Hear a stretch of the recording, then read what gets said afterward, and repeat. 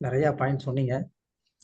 ஆனாலும் கடைசியா வந்துட்டு ஒரே ஒரு பாயிண்ட் வந்து நேத்து வந்து நான் பிறந்த நாளை பத்தி சொன்னேன். அது மட்டும் யாருமே சொல்லவே இல்லை.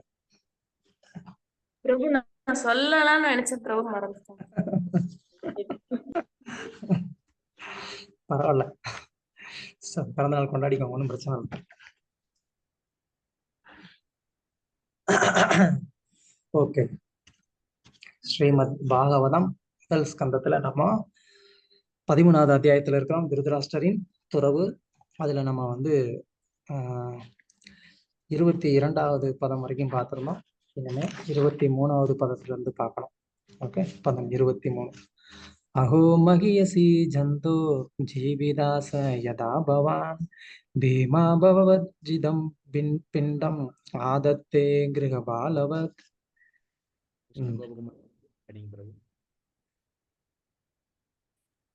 மொழிபெயர்ப்பு வழங்கிய ஒரே ஒரு பக்தி நிமிஷம், வேதாந்த ஒரே ஒரு சுவாமி நிமிஷம். ஸ்ரீல பிரபு. ராஜு, ஒரு நிமிஷம் பாருங்க. 23 தானே பிரபு? ஆமா, ஓகே. மொழிபெயர்ப்பு சொல்ல விஜய். ஐயா, ஒரு ஜீவராசிக்கு உயிர் வாழும் ஆசை எவ்வளவு சக்தி வாய்ந்ததாக உள்ளது. அதனால் அல்லவா நீர் ஒரு வீடு காக்கும் நாய் போல வாழ்ந்து பீமன் உண்ட மிச்ச உணவை ஏற்றுக்கொள்கிறீர். ஹரே கிருஷ்ணா. விதுரர் வந்து எவ்வளவு ஸ்ட்ராங்கா பேசினார், இப்ப பேசிட்டு இருக்கிறாருன்னு பாருங்க. ஐயோ அப்படிங்கிற, ஐயா இல்ல, ரெஸ்பெக்டாலாம் கூப்பிடல, இங்க ஐயோ அப்படின்னு சொல்றாரு. அதாவது விதுரருக்கு பார்த்து டென்ஷன் தாங்க முடியல. என்ன இவர் இன்னும் வந்துட்டு இப்படி வந்து உட்காந்துட்டு இருக்கிறாரு அப்படின்னு சொல்லி. ஒரு பீமன் சாப்பிட்டு மிச்சத்தை சாப்பிட்டு வாழ்றதுக்கு நீ வந்து இன்னும் உயிரோட இருக்கணுமா அப்படின்னு வந்து கேட்கிறாரு. அதுக்காக வந்து பீமன் ரொம்ப குறைந்தவர்னு அர்த்தம் இல்ல, அவர் வந்து ஒரு வயது வித்தியாசத்தினால வந்து சொல்றாரு. எதுக்கு பீமனை வந்து குறிப்பா சொல்றாரு அப்படின்னு சொன்னா, ஏன்னா பீமனாலதான் தன்னுடைய மகனுக்கு மரணம் வரும் அப்படின்னு சொல்லி முன்னாடியே அது வந்து தெரிந்த ஒரு விஷயம். அதனால வந்து குறிப்பா வந்து பீமனை கொல்றதுக்கு நிறைய முயற்சி பண்ணாங்க.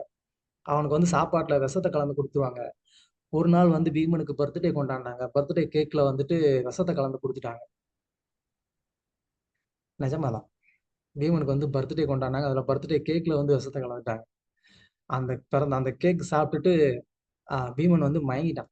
உடனே வந்து இதுதான் சமயம் சொல்லி, இவன் இந்த விஷத்துலயும் போக மாட்டானான்னு தெரியாது, கயத்தை கெட்டி அதுல பெரிய கல்லை கட்டி ஒரு பெரிய சமுத்திரத்துக்கு நடுவுல, சமுத்திரமா அது நதியோ நடுவுல கொண்டு போய் அவனை உள்ள போட்டு வந்துட்டாங்க.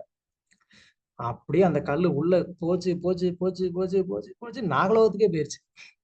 அங்க வந்து இவங்க பிளான் பண்ணது பீமனை வந்து இந்த உலகத்தை விட்டு அனுப்பிச்சிடலாம்னு நினைச்சு.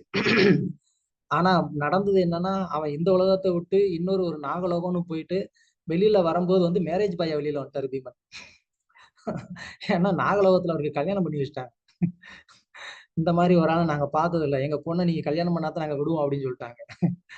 இது ஒரு நல்ல ஆப்பர்ச்சுனிட்டியா இருக்குன்னு சொல்லிட்டு பீமன் கல்யாணம் பண்ணிட்டாரு. அதனால திரும்ப வந்து 10,000 மடங்கு யானை பலத்தோட அப்புறம் வெளியில வந்தார் பீமன். அப்போ திருதராஷ்டிரருக்கு எப்பவுமே பயம், பீமனாலதான் என் பையனுக்கு வந்துட்டு ஆபத்து இருக்கும் அப்படின்னு சொல்லி. அதனால எப்போதும் பீமனை வந்து குறை சொல்றது, இல்ல அவனை வந்து கொல்லணும்னு நினைக்கிறது, அதுக்கு பல பிளான் பண்றது, இது எல்லாமே வந்து முயற்சி பண்ணாங்க. ஆனா இன்னைக்கு நீ என்ன பண்ணிட்டு இருக்கிற, யார வந்து சின்ன வயசுல இருந்தே கொல்லணும்னு நீ வந்து குறியா இருந்தையோ, யாரு வந்து உன் மகனை கொன்னானோ அவன் போடுற சாப்பாடை சாப்பிட்டுட்டு நீ வந்து வாழணும்னு நீ நினைக்கிறனா, அப்ப எந்த அளவுக்கு நீ வந்து ஒரு புரிஞ்சுக்கோங்க. அந்த மாதிரி வந்து விதுரர் வந்து சொல்லிட்டாரு. ஸோ ரொம்ப ஸ்ட்ராங் ப்ரீச்சிங். பாத்தீங்களா, நம்ம ஆச்சாரியர்கள் முன்னாடி வந்து எவ்வளவு ஸ்ட்ராங்கா ப்ரீச்சிங் பண்ணியிருக்கிறாங்கன்னு. ஓகே, ஸோ அது எப்படி இருக்கிறாரு, நீ வந்து ஒரு வீடு காக்கும் நாய் மாதிரி வந்து இருக்கிற அப்படின்னு சொல்லிட்டாரு. பிரபுபாதர் வந்து ஒரு வாட்டி தன்னுடைய சீடர்கள்ட்ட வந்து சொன்னாரு, எங்க ஃபாரின்ல ஏதோ ஒரு இடத்துல ஒரு நாய் பார்த்தாரு பிரபுபாதர். அந்த நாயை பார்த்துட்டு இதுதான் ஜவஹர்லால் நேரு அப்படின்னாரு பிரபுபாதர். அவர் இங்க இந்த மாதிரி நாயா மாறிட்டாருன்னு பிரபுபாதர் வந்து சொன்னாரு. காரணம் என்னன்னா, அவங்களுக்கு அந்த அளவுக்கு வந்துட்டு பற்று, குடும்பத்துக்கு மேல நாட்டுக்கு மேல உண்மையிலேயே பற்று இருந்துச்சா என்னன்னு நமக்கு தெரியல. ஸோ அதனால என்னாச்சு, அடுத்த பிறவில இப்படித்தான் நமக்கு வந்து ஒரு பிறவி கிடைக்குங்கிறத இங்க வந்து நமக்கு வந்து எடுத்து காட்டுறாங்க. ஸோ அதனால நம்ம அந்த மாதிரியான ஒரு மனோநிலைக்கு வந்து போயிடக்கூடாது. அதாவது அதனாலதான் அந்த காலத்துல வந்து என்ன பண்ணுவாங்கன்னா, வீட்டில் எல்லா ரெஸ்பான்சிபிலிட்டியும் முடிஞ்சிருச்சு அப்படின்னு சொன்னா காசி யாத்திரை போறோம்னு கிளம்பிடுவாங்க. அப்ப காசி யாத்திரை போறோம்னு சொல்லி கிளம்புனாங்கன்னா அவங்க ரிட்டர்ன் வருவாங்களா வரமாட்டாங்களான்னு அவங்களுக்கே தெரியாது. வரல அப்படின்னு சொன்னா அவங்க முடிவு பண்ணிப்பாங்க, அப்படியே காசிலேயே வந்து உடலை விட்டுட்டாங்க அப்படின்னு சொல்லி. அந்த காலத்துல அந்த ஒரு சிஸ்டம் இருந்தது. ஈவன் 200 வருஷத்துக்கு முன்னாடி கூட இருந்தது. வீட்டுல வந்து பெரியவங்க எல்லா அந்த கடமைகளையும் முடிச்சுட்டாங்கன்னா அப்படியே அவங்க கிளம்பி போயிடுவாங்க. தீர்த்த யாத்திரை மாதிரி போயிடுவாங்க. அவங்க கடைசி காலத்துல வந்து வீட்டுல இருக்கிறவங்களுக்கு எந்த டிஸ்டர்பன்ஸுமாவே இருக்க மாட்டாங்க. இனிமே நம்ம கடைசி கால வாழ்க்கையை வந்து ஆன்மீகமா இருக்கணும்னு சொல்லி அவங்க வந்து கிளம்பிடுவாங்க. அதுதான் வந்து கலாச்சாரம். ஆன்மீக வாழ்க்கையில நம்ம வந்துட்டு அந்த மாதிரி யாருக்குமே வந்துட்டு ஒரு ஒரு சிரமம் கொடுக்குற மாதிரியான ஒரு நிலைமையை நம்ம வந்து எப்போதுமே வந்து ஏத்துக்க கூடாது. நம்ம எப்போதும் நம்மளால எவ்வளவு முடியுமோ அந்த வரைக்கும் நம்ம வந்துட்டு சர்வீஸ் பண்ணோம். எப்போ நமக்கு வந்துட்டு ஒரு முடியாதுன்ற நிலைமை இருக்கோ யார்கிட்டையும் சொல்லாம நம்ம பாட்டுக்கு நம்ம பேக் எடுத்துட்டு கிளம்பிட்டே இருக்கணும். எங்கேயோ ஒரு இடத்துல எப்படியோ நம்ம மீதம் இருக்கிற வாழ்க்கையை அப்படியே முடிச்சுட்டு யாருக்கும் தெரியாம வந்து போயிடணும். அவ்வளவுதான் முடிஞ்சு. ஆனா எப்பவும் வந்துட்டு பகவான் நம்மளை வாட்ச் பண்ணிட்டே இருப்பாரு. அவர் நம்மளை வந்துட்டு சரியான ஒரு நேரத்துல சரியா வந்து நம்மளை அவர்கிட்ட கூட்டிட்டு போயிடுவார். ஸோ அதுதான் நமக்கு முக்கியம். ஓகே.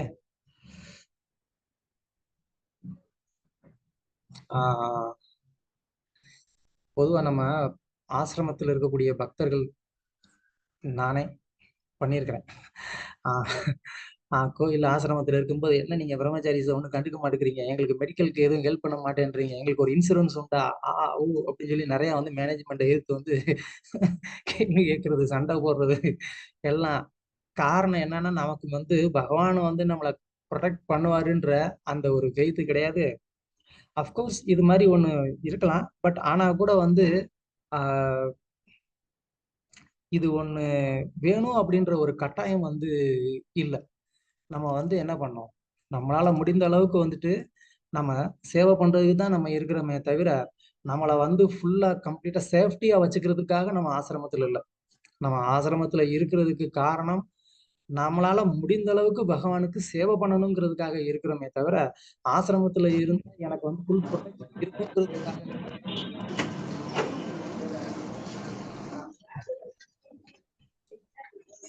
யார் அவங்க மீட் பண்ணணும். ஓகே, போதும்னு நினைக்கிறேன். பொருளுரை. சாது ஒருவர் அரசர்களால் அல்லது செல்வந்தர்களின் செலவில் சுகமாக வாழ்வதற்காக அவர்களை முகத்துதி செய்யக்கூடாது. யாரோ ஒருத்தர் நமக்கு நல்லா ஜென்மாஷ்டமிக்கு டொனேஷன் கொடுக்குறாரு அப்படிங்கிறதுக்காக வந்து அவர் என்ன பண்ணாலும் வந்து சரி நம்ம சொல்லிட்டு இருக்க கூடாது. சாது ஒருவர் வாழ்வின் அப்பட்டமான உண்மையை பற்றி குடும்பஸ்தரிடம் கலந்துரையாட வேண்டும். அப்பட்டமான உண்மைனா என்னது? அப்பட்டமான உண்மைனா என்ன? பிரபு, நம்ம வந்து மரணம் கண்டிப்பா வரும். இந்த வாழ்க்கை நிரந்தரமானது கிடையாது. சுகபோகத்துல இருக்கக்கூடாது. அதுதான்.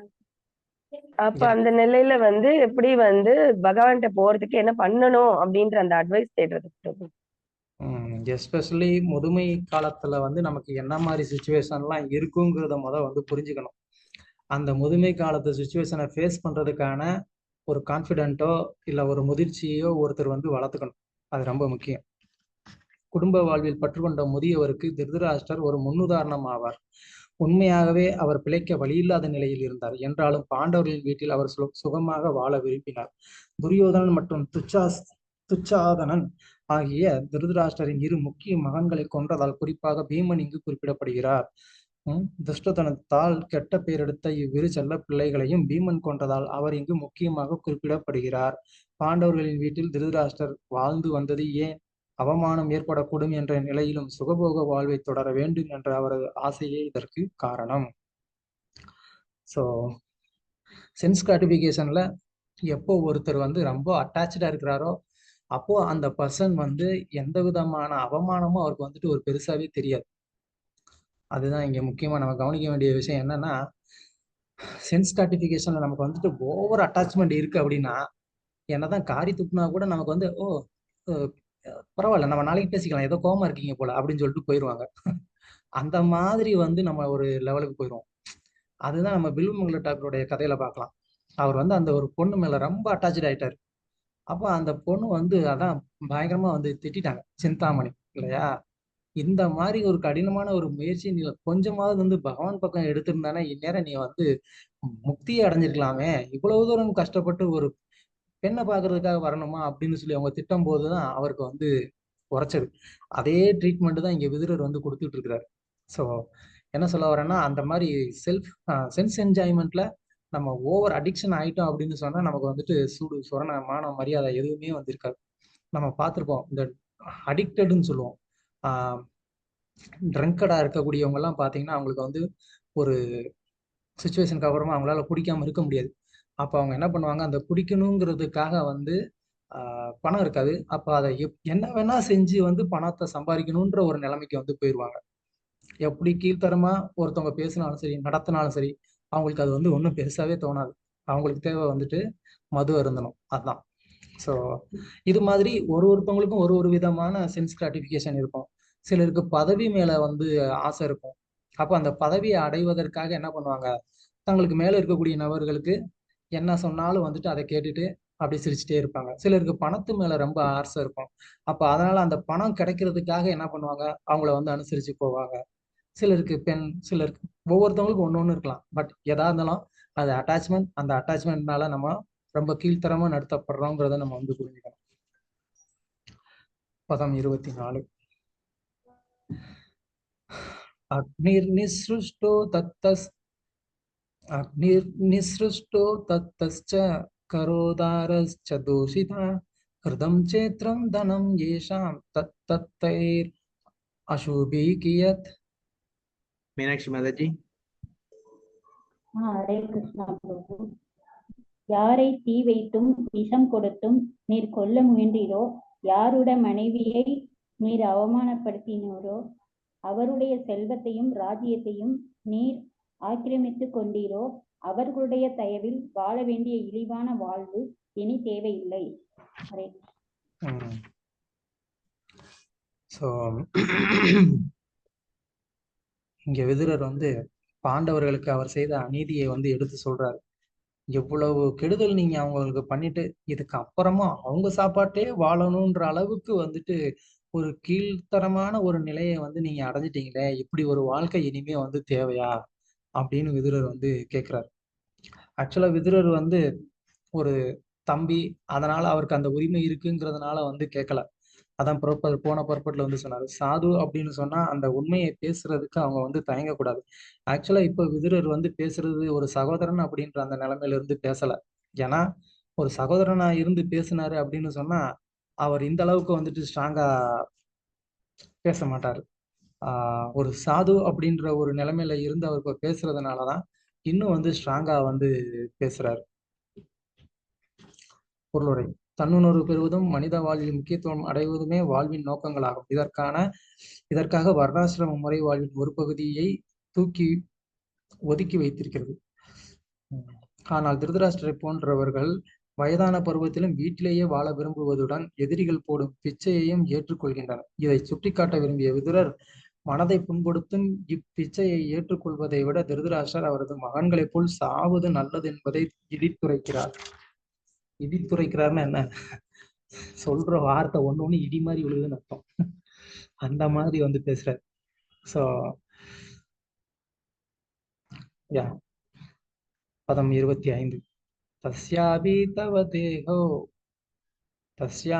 தவ தேகோயம் கிருபணஸ்ய ஜிஜூவிசோ பரைதே அனிச்சதோ ஜீர்ணோ ஜரயா வாசசீவ. நீலாம்பரி மாதாஜி. ஹரே கிருஷ்ணா. மொழிபெயர்ப்பு. இரக்க மனம் இல்லாமல் மதிப்பையும் கௌரவத்தையும் தியாகம் செய்து வாழவும் நீ தயாராக இருந்த போதிலும் உம்முடைய இந்த உடல் பழைய உடையை போல் அழிந்தே தீரும். ஹரே கிருஷ்ணா. ஸோ நமக்கு வேணா வந்து என்ன ஆகலாம், இறக்க வேண்டாம் அப்படின்ற ஒரு எண்ணம் வரலாம். ஆனா அதுக்காக மரணம் நம்மளை வந்து விட்டு வைக்க போறது இல்லை. ஸோ ஜென்ரலாகவே நமக்கு வந்துட்டு இந்த பௌதிக உலகத்தில் நமக்கு மரணமோ முதுமையோ நோயோ இது எதையுமே நம்ம வந்து விரும்புறது கிடையாது. ஆனால் கூட அது நமக்கு வேணும்னு நினைக்கிறோம். ஸோ ஜென்ரலாக வந்து நமக்கு எக்ஸ்பீரியன்ஸில் இல்லாத ஒரு விஷயத்த நமக்கு வந்து வேணும் அப்படின்னு நம்ம நினைக்க முடியாது. உதாரணத்துக்கு வந்து ஒருத்தர் வந்து ஒரு நல்ல கார் வச்சுருந்தாரு, இல்லை நல்ல ஃபோன் வச்சுருந்தாரு, இல்லை ஒரு அம்மா நல்லா சேரீ கட்டியிருந்தாங்க. நம்ம பார்க்குறோம், ஓ இது நல்லா இருக்கே, இதே மாதிரி எனக்கு வேணுமே அப்படின்னு நமக்கு தோணலாம். ஆனால் இப்போ இந்த பௌதிக உலகத்தில் நமக்கு வந்து இந்த மாதிரி மரணமே இல்லாத, நோயே வராத, துன்பமே இல்லாத ஒரு நபரை நம்ம பார்த்ததே கிடையாது. ஆனால் கூட நமக்கு அது வேணும் அப்படின்ற அந்த ஒரு எண்ணம் வருது. ஸோ எதனால் அந்த எண்ணம் வருது?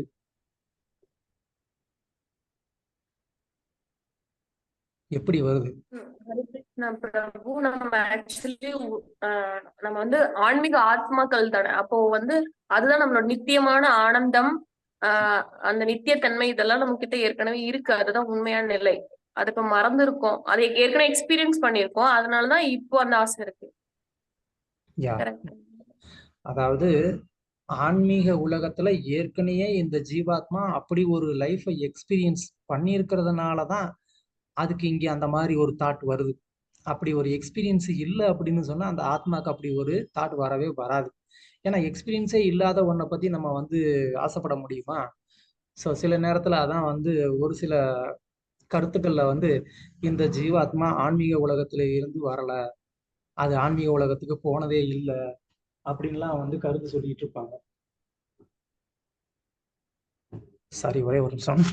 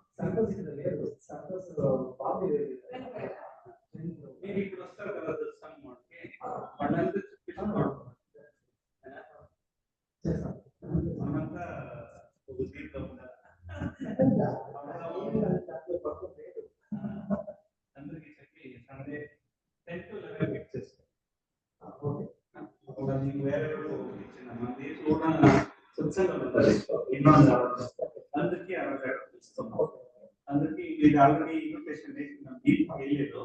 ఇంకో దాంట్లో అయస్కాంత సంద్రాన్ని వేసుకుంటాము. టెన్త్ అయిపోయిందా?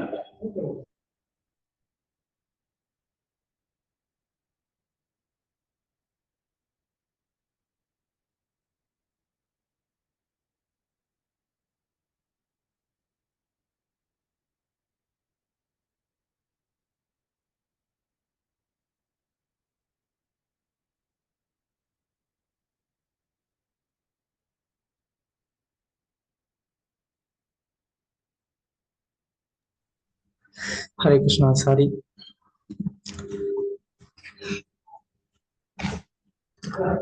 ஆஹ் 25வது ஸ்லோகத்துல இருக்கோமா? S bro. ஓகே. ஸோ இந்த உடல் எப்படினாலும் வந்து என்னைக்காவது ஒரு நாள் அழியக்கூடிய ஒன்று. ஆனா நம்ம அந்த மாதிரி மரணம் அடைய விரும்பல. காரணம், இந்த ஜீவாத்மா அந்த மாதிரி ஒரு ஆன்மீக உலகத்துல அப்படி ஒரு எக்ஸ்பீரியன்ஸ் அதுக்கு வந்து கிடைச்சதுனால அது வந்து இந்த பௌதிக உலகத்திலையும் அதே மாதிரியான ஒரு லைஃப்பை வந்து அது தேடுது. பட் பௌதிக உலகம் தற்காலிகமானது, அதோடைய நேச்சரே வந்து தற்காலிகமானது. அப்படிங்கிறதுனால அந்த ஜீவாத்மாக்கு அது வந்து பாசிபிள் இல்லை. பட் அந்த மாதிரி அது வந்து ஒரு நித்திய வாழ்வை அடையணும் அப்படின்னு சொன்னா அது பகவானுக்கு வந்து பக்தி பண்ணி என்ன பண்ணணும், திரும்ப ஆன்மீக உலகை அடையும் போதுதான் அதுக்கு அந்த ஒரு எக்ஸ்பீரியன்ஸ் திரும்ப கிடைக்கும். ஸோ நான் என்ன சொல்ல வந்தேன், இதனால நம்ம தெரிஞ்சுக்க வேண்டியது என்ன அப்படின்னா, ஜீவாத்மா ஆன்மீக உலகத்துல இருந்ததுனாலதான் அந்த ஜீவாத்மாவுக்கு அந்த எக்ஸ்பீரியன்ஸ் வேணும்னு அது நினைக்குது. ஸோ சிலருடைய கருத்து வந்து அது ஆன்மீக உலகத்துக்கே போனதில்லை, அது வந்து அதுக்கான அந்த எக்ஸ்பீரியன்ஸே இல்லை அப்படின்னு வந்து சொல்றாங்க. அந்த மாதிரி வந்து இருக்கிறதுக்கு வாய்ப்பு இல்லை. ஏன் அப்படின்னு சொன்னா, எல்லா இந்த ஜீவராசிகளுடைய ஹிருதயத்திலையும் வந்து அந்த பிரேமையானது இருக்கு. அந்த பிரேமை வந்து எப்படி இருக்கும், ஆல்ரெடி அதை வந்து நம்ம கிருஷ்ணருக்கு மேல வெளிப்படுத்தி இருந்தாதான் இருக்கும் இல்லையா? கிருஷ்ணருக்கு மேல நான் ஏதோ ஒரு விதத்துல என்னுடைய பிரேமையை நான் வெளிப்படுத்தி இருந்தாதான் அது என்னுடைய ஹிருதயத்துல அந்த பிரேமை வந்து இருக்கும். அந்த பிரேமை வந்து என்னுடைய ஹிருதயத்துல இல்லை அப்படின்னு சொன்னா நான் எப்படி இங்க வந்து நான் திரும்ப அதை வந்து புதுப்பித்துக் கொள்கிறதுன்னு பிரபுபாதர் அடிக்கடி சொல்லுவார். அப்ப அந்த புதுப்பித்துக் கொள்கிறது அப்படிங்கிறது ஏற்கனவே இருக்கிறதுனாலதான் புதுப்பித்துக் கொள்ள முடியுமே தவிர இல்லாத ஒன்றை புதுப்பித்துக் கொள்ள முடியாது. இப்ப நான் ஆன்மீக உலகத்துக்கே போனதே இல்லை அப்படின்னு சொன்னா அப்ப எனக்கு அந்த பிரேமை அப்படின்ற அந்த ஒரு எக்ஸ்பீரியன்ஸே இருக்காது. அப்ப நான் அதை எப்படி புதுப்பித்துக் கொள்ள முடியும்? அதுக்கு வாய்ப்பு இல்லை. ஸோ அதனால இந்த ஜீவாத்மாவானது ஆன்மீக உலகத்துல இருந்தது, அதை அங்க செய்த ஒரு சிறு தவறுனால அது இப்ப பௌதிக உலகத்துல இருக்குது. சரி பண்ணிட்டு திரும்பவும் அது ஆன்மீக உலகத்துக்கு போக வேண்டிய ஒண்ணு. ஓகே.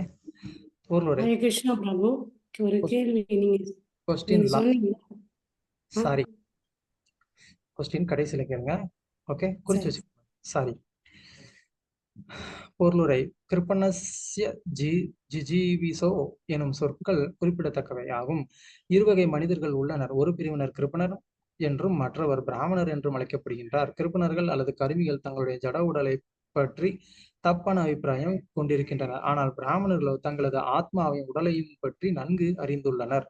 உடலை பற்றி தப்பான அபிப்பிராயம் கொண்டுள்ளதால் கருமி சக்தியுள்ளவரை புலனின்பத்தை அனுபவிக்க விரும்புகிறான். வயதான பருவத்திலும் மருத்துவ சிகிச்சையின் மூலமாக வாலிபனாக மாற அவன் விரும்புகிறான். நீங்க மேபி கேள்விப்பட்டிருக்கலாம்னு நினைக்கிறேன். இந்த கார்ட்டூன் மூவி அதுக்கு வந்து ரொம்ப ஃபேமஸான ஒரு வந்து வேர்ல்ட் டிஸ்னி அப்படின்னு சொல்லி ஒரு கம்பெனி இருக்கும்.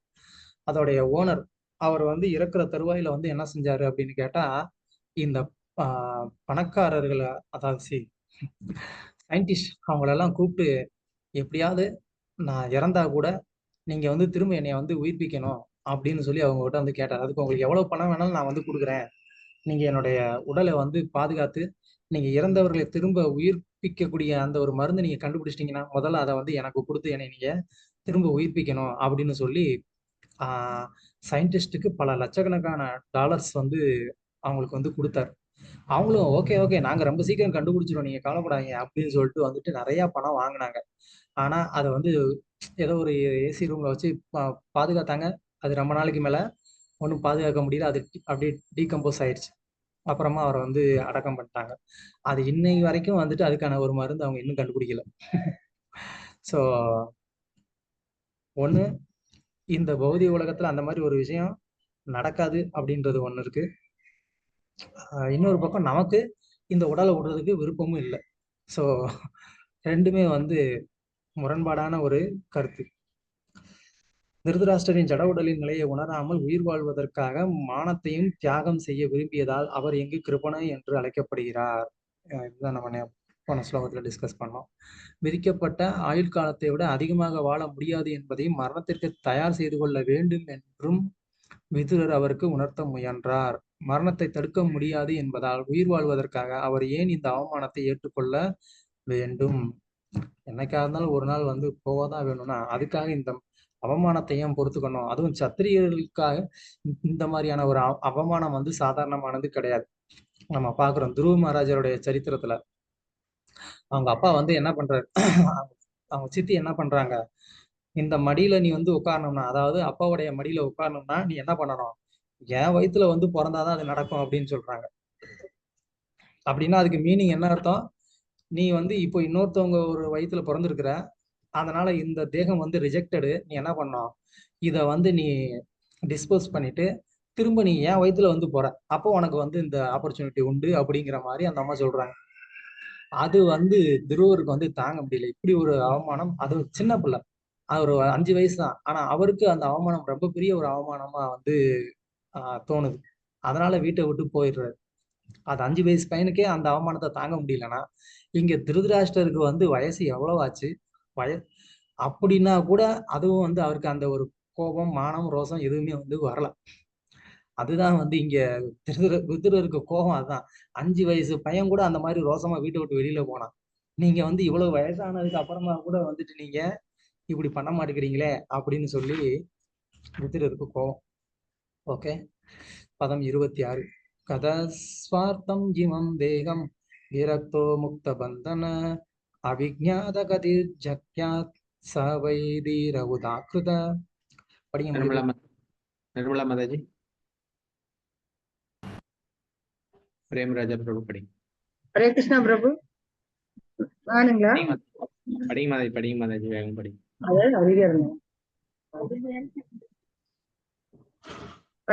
எல்லா கடமைகளிலிருந்து விடுபட்டு யாரும் மரியாதை ஓரிடத்திற்கு சென்று அங்கு ஜட உடல் பயனுற்று போகும்போது அதை கைவிடுபவன் தீரன் எனப்படுகிறான்.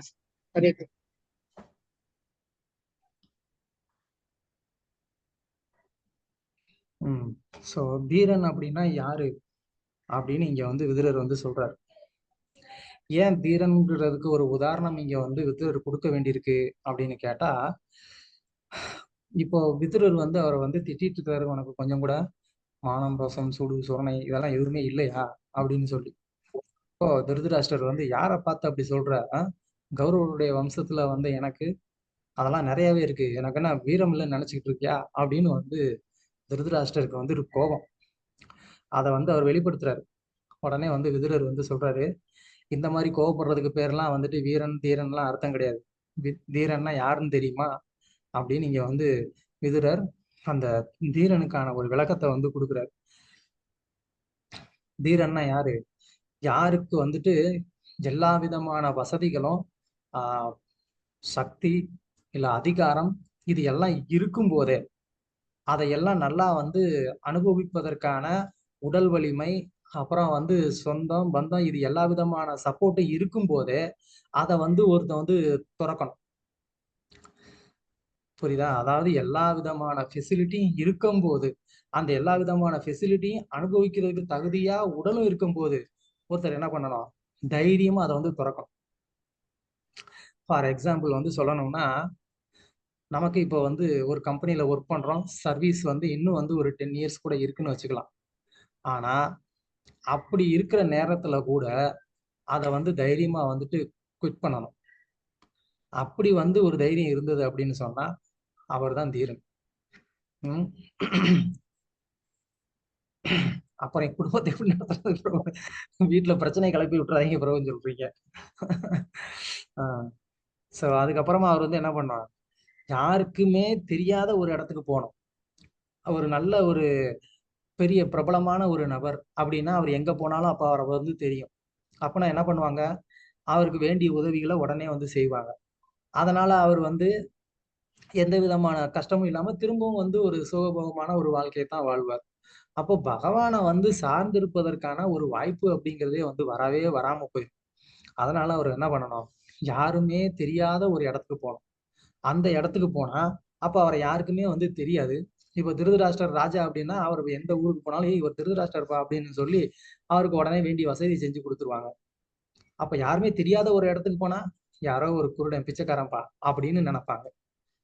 அப்ப அந்த மாதிரியான ஒரு சூழ்நிலையை ஏத்துக்கிட்டு இந்த ஜட உடல் கம்ப்ளீட்டா வந்துட்டு யூஸ்லெஸ்ஸா ஆகுற அந்த நேரத்துல யாருக்குமே தெரியாம இந்த மாதிரி ஒருத்தர் வீர மரணம் அடைந்தார், புகழ் வாய்ந்த மரணம் அடைந்தார் அப்படின்னு சொல்லி போஸ்டர் ஓட்டாம அவர் வந்து என்ன பண்ணணும், யாருக்குமே தெரியாம தன்னுடைய உடலை வந்து விடணும். அதுதான் தீரன். தீரன் அப்படின்னா சிலர் வந்து அந்த கடைசியில அவங்க இறந்ததுக்கு அப்புறமும் அவங்கள வந்து புகழணும்னு நினைப்பாங்க, அவங்களுடைய இறப்பை பத்தி புகழணும்னு நினைப்பாங்க. ஆனா தீரன் அந்த புகழுக்கு கூட அவன் வந்து ஆசைப்பட மாட்டான். அது இறந்ததுக்கு அப்புறம் என்ன புகழ்றானா திட்டுறானான்னு நமக்கு என்ன தெரிய போகுது. அதுக்கு கூட ஆசைப்படாம இருக்கிறவன் தான் தீரன் அப்படின்னு வந்து இங்க விதுரர் வந்து சொல்றாரு. பொருளுரை. கௌடிய வைஷ்ணவ பரம்பரையில் வந்த ஆச்சாரியரும் சிறந்த பக்தருமான நரோத்தமதாஸ் தாக்கூரும் பின்வருமாறு பாடியுள்ளார். பகவானே, வாழ்வை நான் வீணாக கழித்து விட்டேன். மனித உடலை பெற்றிருந்தும் உம்மை நான் வழிபடவில்லையே. எனவே வேண்டுமென்றே நான் விஷம் குடித்தவன் ஆவேன். அதாவது பகவானின் பக்தி தொண்டை பற்றிய அறிவை பெருக்கிக் கொள்வதற்காகவே மனித உடல் உள்ளது. இந்த அறிவு இல்லை என்றால் வாழ்வு கவலைகளும் துன்பங்களும் நிறைந்ததாகி விடுகிறது. எனவே இத்தகைய பண்பாடற்ற செயல்களில் வாழ்வை வீணடித்து விட்டவன் நண்பர்களுக்கும் உறவினர்களுக்கும் தெரியாமல் வீட்டை விட்டு வெளியேறிவிட வேண்டும். இப்படி குடும்பம், சமூகம், நாடு போன்ற எல்லா கடமைகளிலிருந்தும் அவன் விடுபடுவதுடன் எங்கு எப்படி அவன் இறந்தான் என்பது ஒருவருக்கும் தெரியாமல் இருப்பதற்காக யாரும் அறியாத ஒரு இடத்தில் தன் உடலை அவன் விகுத்து விட வேண்டும். கோபத்திற்கு போதுமான காரணங்கள் இருந்தும் அதனால் கலங்காதவனே தீரன். பிரபுபாதர் இங்க இன்னொரு ஒரு உதாரணம் வந்து கொடுக்கிறார். தீரன்னா யாரு, கோபப்படுவதற்கு தேவையான ஒரு காரணம் இருந்தா கூட அந்த கோபத்தை கண்ட்ரோல் பண்றான் பாருங்க, அவன் தான் தீரன் அப்படின்னு வந்து இங்க பிரபுபாதர் வந்து சொல்றாரு. அப்ப கோபப்பட்டோம்னா நம்ம தீரன் இல்லைன்னு அர்த்தம். ஏன்னா நம்ம கோபத்தை ஜெயிக்கல. ஓகே, ஸோ பிரபுபாதர் நம்ம அந்த உடலை விடக்கூடிய அந்த ஒரு விஷயத்தை பத்தி விதுரரும் பிரபுபாதரும் ரொம்ப அருமையா வந்து சொல்லியிருக்கிறாங்க. ஸோ அப்படி வந்து ஒரு பக்தர் வந்து தன்னைய தயார்படுத்திக்கணும். பதம் 27. ஜஸ்வகாத் பரதோ வேக ஜாத நிர்வேத ஆத்மவான் ஹிருதி ஹிருத்வா ஹரிம் கேகாத் பிரௌரஜேத் ச நரோத்தம. பிரேமராஜா பிரபு. பிரேமராஜா பிரபு. எவன் தானாகவோ பிரருபதஸ்தால இந்த ஜடவுல துன்பத்தையும் நிலையற்ற தன்மையும் அறிந்து இதயத்தில் வாழும் பரம்புருஷரிடம் முழு நம்பிக்கை கொண்டு வீட்டை விட்டு வெளியேறுகிறானோ அவன் முதல் தரமான மனிதனாவான். நம்ம வந்து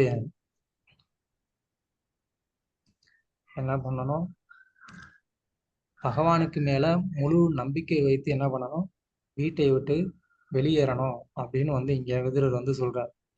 அதாவது குடும்ப கடமைகள் முடிந்து நம்ம வானப்பிரஸ்த வாழ்க்கையை ஏற்றுக்கொள்ளக்கூடிய ஒரு நிலை வரும்போது நம்ம என்ன பண்ணணும், எல்லா விதமான வசதிகளையும் நம்ம வந்து துறந்து ஒரு எளிமையான ஒரு வாழ்க்கைய நம்ம வந்து எடுத்துக்கணும் அப்படின்னு விதுரர் வந்து சொல்றார். கிருஷ்ண பக்தியில இருக்கிறதுனால நம்ம வந்து உடனே நமக்கு அந்த மாதிரி வானப்பிரஸ்த வாழ்க்கை வந்து அவசியமா, அதெல்லாம் தேவையில்லையே, நம்ம தான் நேரடியாக கிருஷ்ணருக்கு வந்து பக்தி பண்றோமே அப்படின்னு நம்ம வந்து நினைக்க கூடாது. ஆக்சுவலா பிரபுபாதர் வந்து பக்தி சித்தாந்த சாஸ்திரி தாக்கூருடைய சீடர் தான். ஆனா பிரபுபாதரே வானப்பிரஸ்த வாழ்க்கையை வாழ்ந்தாரு.